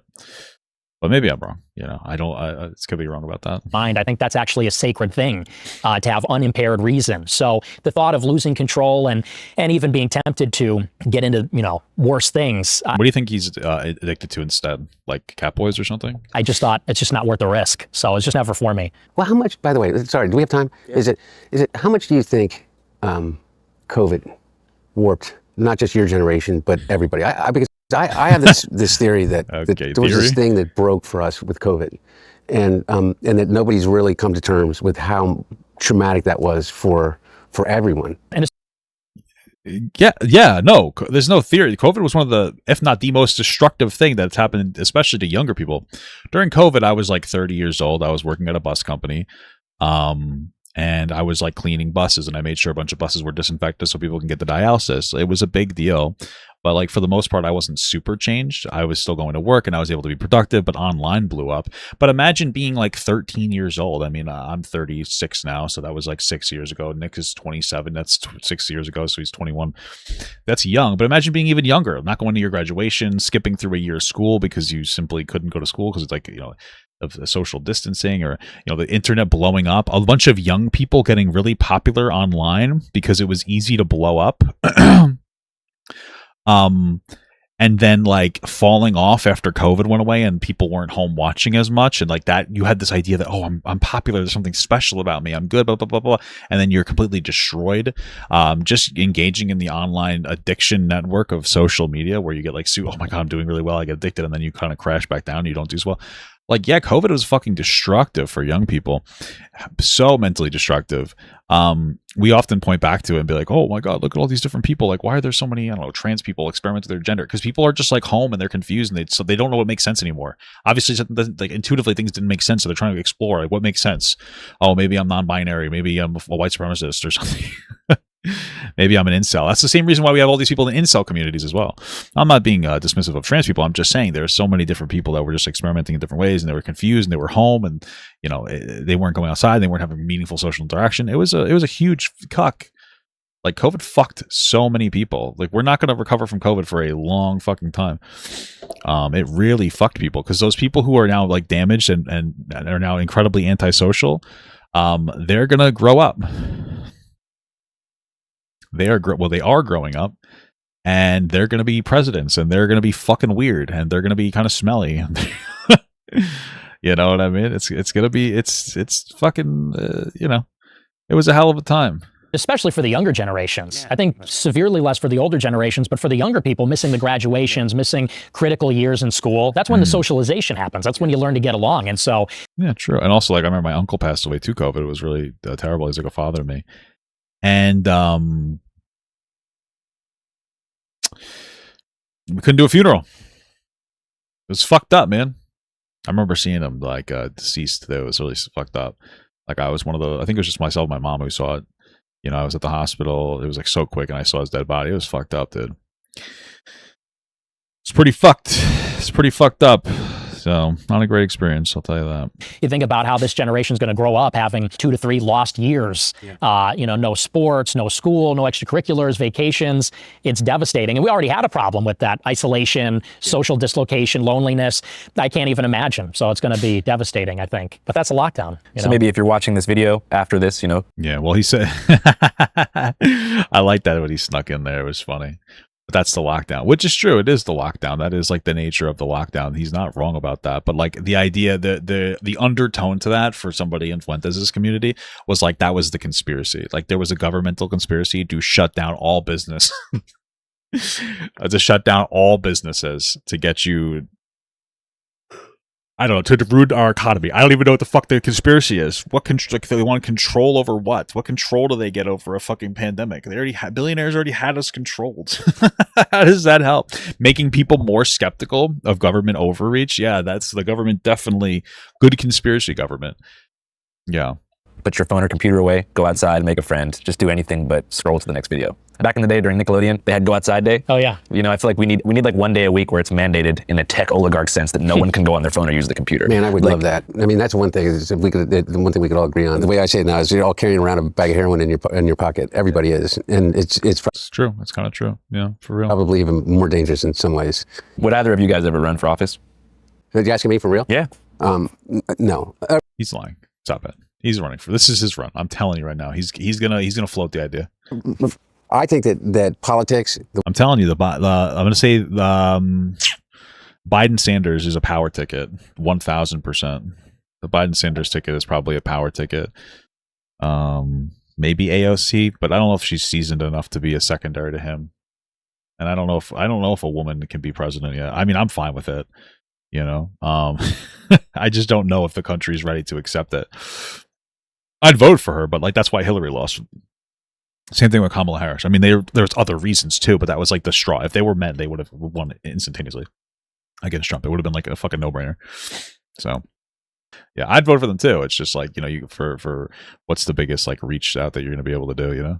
The way that my dad engaged in it, and I'm obviously incredibly biased, is an incredibly noble thing. But that's not. It's not where my head is in terms of what I want to do. I want to reach. My whole thing is that forget all of this.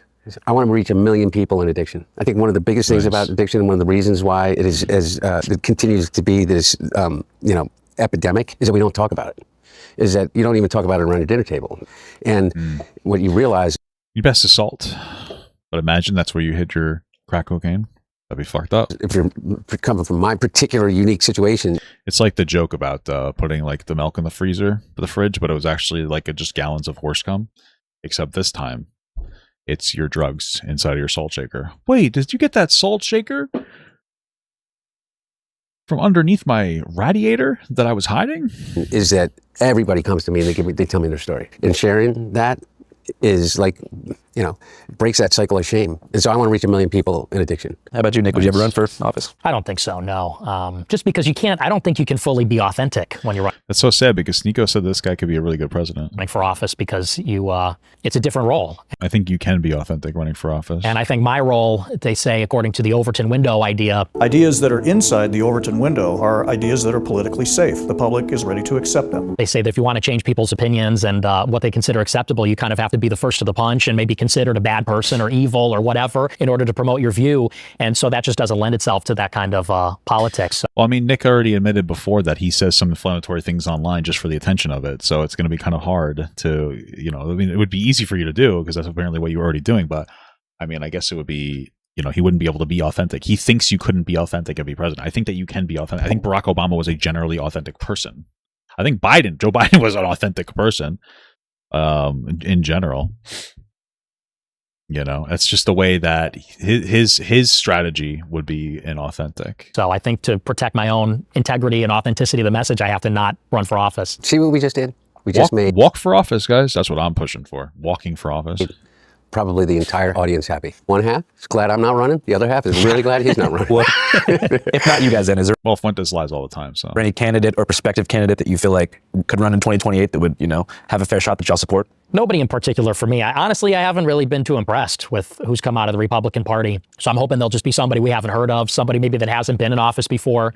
He's voting for Gavin Newsom in 2028. That's right. Yeah. Well, if it's Newsom advance, I'd certainly think about it. Yeah.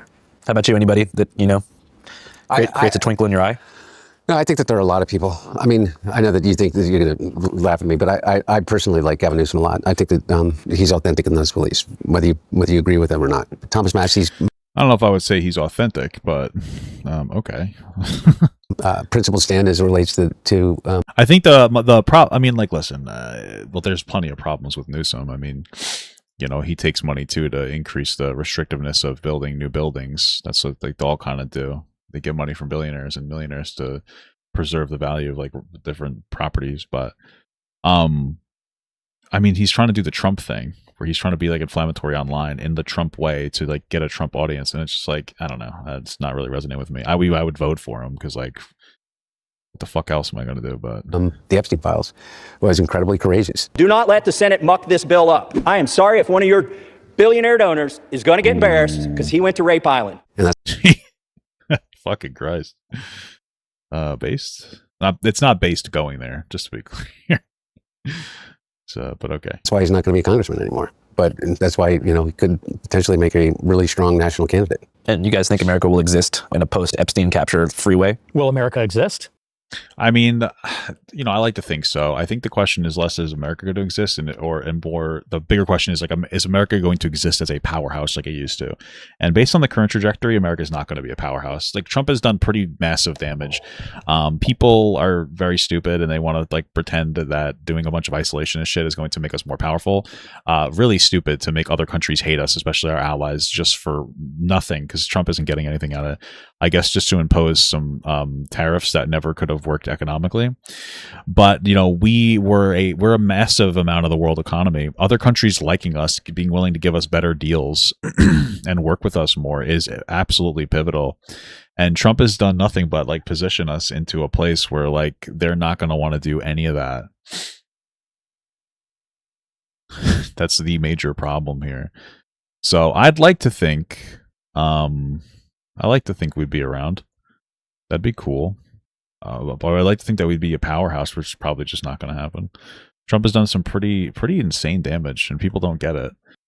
Yeah, like, you know, will America survive the current power structures strangle? Ooh, Larry Ellison banned me, dude. Hold on the media, the political system, and all public affairs. I don't know. I think AI is going to really be transformative. It's interesting. Nobody seems to be talking about that. Really? Transformative in what sense? Like for bad? concentration of power. That's the single biggest. And you know what? I'm actually on the liberal side on this with Anthropic over the, let's say, because there's this battle between these effective altruists, effective accelerationists, and I really am nervous about what's going to happen, especially in the next 4 years, because they're racing towards this artificial general intelligence, artificial super intelligence, and that, without a doubt, is going to be the single biggest influence on the country. And so I'm really worried about that. And what about? Yeah, especially since most of your friends and family are so incredibly moronic that they don't know what is real and fake. Like, your mom and your fucking like brothers and sisters and shit are falling to Facebook memes. Like literal, just some idiot pumping out like lie slop. They won't even do a basic Google search. They'll see something like Mom Donnie created mega AIDS, and they're like, oh my god, this is fucking real. Holy fuck. So like now you're extra cooked, especially as AI is really just pumping out its own slop as time goes on, because that is what's happening. AI is just like, it just pumps out slop, and even Facebook is, I think, just for the most part, just AI. I actually like on Facebook. I like the reels on Facebook the most, more than any of my other platforms, funny enough. But I mean, people are just going to get more and more fucking cooked, and they're going to get dumber and dumber. And like your family's going to do more and more. Your family's going to say some stupid shit that they saw on Twitter, and they're going to go, or excuse me, they saw on Facebook or Twitter, and they're going to go, "That's real, right?" And you're like, "That's not real." Oh, but they're already going to have that anchor bias. Right, like they'll see something that's like total horseshit. They're gonna have an anger bias into it, and then even if you tell them it's not real, it's gonna take extra work to get it out of their head. And even if you somehow do it, they're not gonna like authentically actually change their fucking mind. It's gonna be crazy. That concerns you. Is it surveillance? It's the concentration of power in the hands of whoever controls it. Whichever firm is the one to develop ASI, that could confer dictatorial-like powers upon the CEO of that company. So whether that's Sam Altman or Dario, if the artificial intelligence is aligned with its creator, that person will become the most powerful person in the history of mankind. It's almost an inherent truth, in my opinion, what you just said, is that the greatest leap in human evolution is going to happen within our lifetimes. AGI, let alone, super intelligence, is everything that we think about the way in which we exist in the world completely changes. And I don't think that that's in any way hyperbole. And if you listen to the people that are developing these technologies right now, they are the most alarmist. I think AI will probably, most likely, sort of lead to the end of the world. If you want to know what true, yeah, it's like when you're not the apex intelligence, ask a chicken. And now, by the way, I think that there's an enormous possibility. Yeah, especially since we're like kind of treading downwards into like a spiral of fucking unintelligence right now. I mean, the Conservative Party really wants you to be dumb. They want to cut school. They want to cut funding for like schools, like basic, like regular, like K through 12s. And they push conspiracy theories that like the only reason that you're more left leaning is because you're getting indoctrinated. This is ironic because they get indoctrinated by religion, and the concept of faith to take, lies and as fact because they feel good about taking those lies, not because there's any facts, behind them. But they're telling you that you're basically getting groomed. And when the reality is the more intelligent you are, the less likely you are to be conservative, unless you are rich and you want to centralize power to yourself. But people are getting dumber. They're less aware. It's so unfortunate. But the majority of people nowadays, and it doesn't have to be this way, but they're dumb and they're just not even really mentally capable. They just exist. They might as well be like a low effort computer or something. It's fucking embarrassing for them. And they don't care. They think that they're smarter than they are. And I'm not saying I'm the smartest guy in the entire fucking world or anything. I'm just saying that like we're fucking cooked out, baby. It's crazy. For incredibly beneficial things to society, like being able to cure cancer. I just think of this one thing. Everything that AI is built on is ours. Belongs to you. And you, and you. Yeah, it's true. Everybody's indoctrinated by something. That's true. It's just like whether you're going to be indoctrinated by the truth or some kind of like fucking fairy tale. All the way back through the human civilization. That's what they're stealing from us. And they're putting it into the hands of literally a handful of people. All of that human knowledge and the value that comes from it.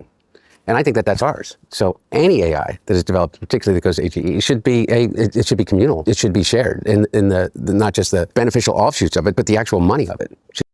Yeah, through UBI. To be shared. Yeah, I totally agree with that. I think it's like nuclear. Yes, thank you. I've been waiting because like you're going to start seeing a greater rise in the concept from conservatives of some kind of a universal basic income, that's a nod to, which is basically taxing AI technologies and distributing that wealth to people, which is a good idea. And the reason is because that is a conservative idea. And I really want people to understand that this is a deeply, truly conservative idea, because the idea of a UBI is like, hey, listen, let's, it's really good for the. I mean, it's good for the economy. It's less micromanagement, right? Like we have tons of welfare programs right now, and they're super micromanaged. Like how many? There's over 100 different welfare programs, and UBI is usually like the kind of a concept of rolling back and cutting back some welfare programs. Because you'll have a UBI implemented. And that's where the Republican Party should have been by now, but it's not, because we have Donald Rapist. Like that's the guy, that's our guy.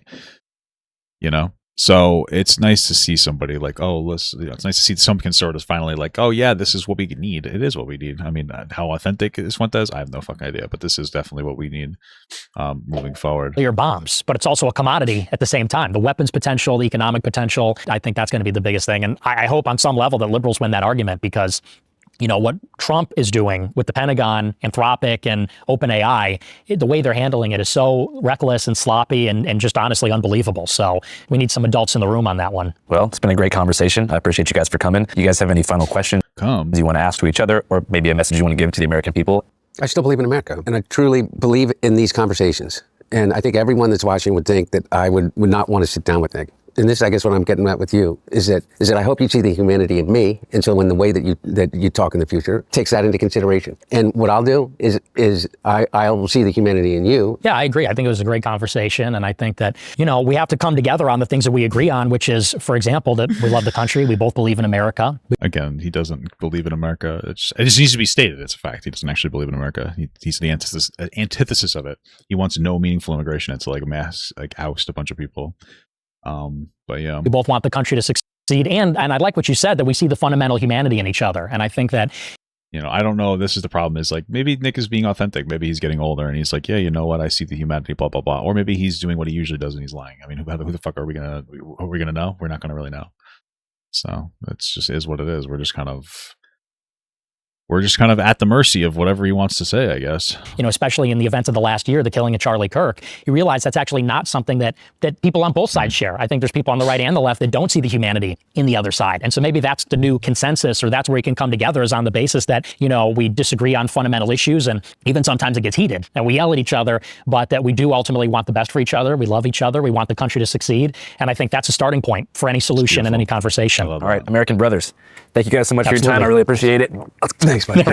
After interviewing Hunter and Nick about a variety of contentious topics, not limited to but including the Iran war and ongoing conflict in the Middle East, I thought to myself, you know what? Maybe I should just go. Maybe I should apply for a visa from the IRGC and fly to Tehran to go to a Death to America rally, after which I'll scour the scene to find the underground culture of the city and figure out how unveiled Tehran street folks actually feel about the government, and eat some great food and see some sights while I'm at it. So I did just that with the help of the OG Vice News Group. If you guys want to see our extensive coverage captured in Iran, go to our Patreon at www.patreon.com/channel5. If I had it my way, everything would be free. But hiring fixers, renting equipment, traveling across the world and fighting lawsuits against powerful people is very, very expensive and time consuming. So we need your support. Channel 5, as mentioned, is a totally independent crowdfunded newsroom. And we can only make money 3 ways: merchandise, limited ad reads, and of course, Patreon, where a sizable army of real ones pay $5 a month to get access to an entire catalog of uncensored, early exclusive, and crazy ass content. So if you want to support us and see more, again, it's www.patreon.com/channel5. I'm going to put the link in the pinned comment and description box of this video. Have a great day.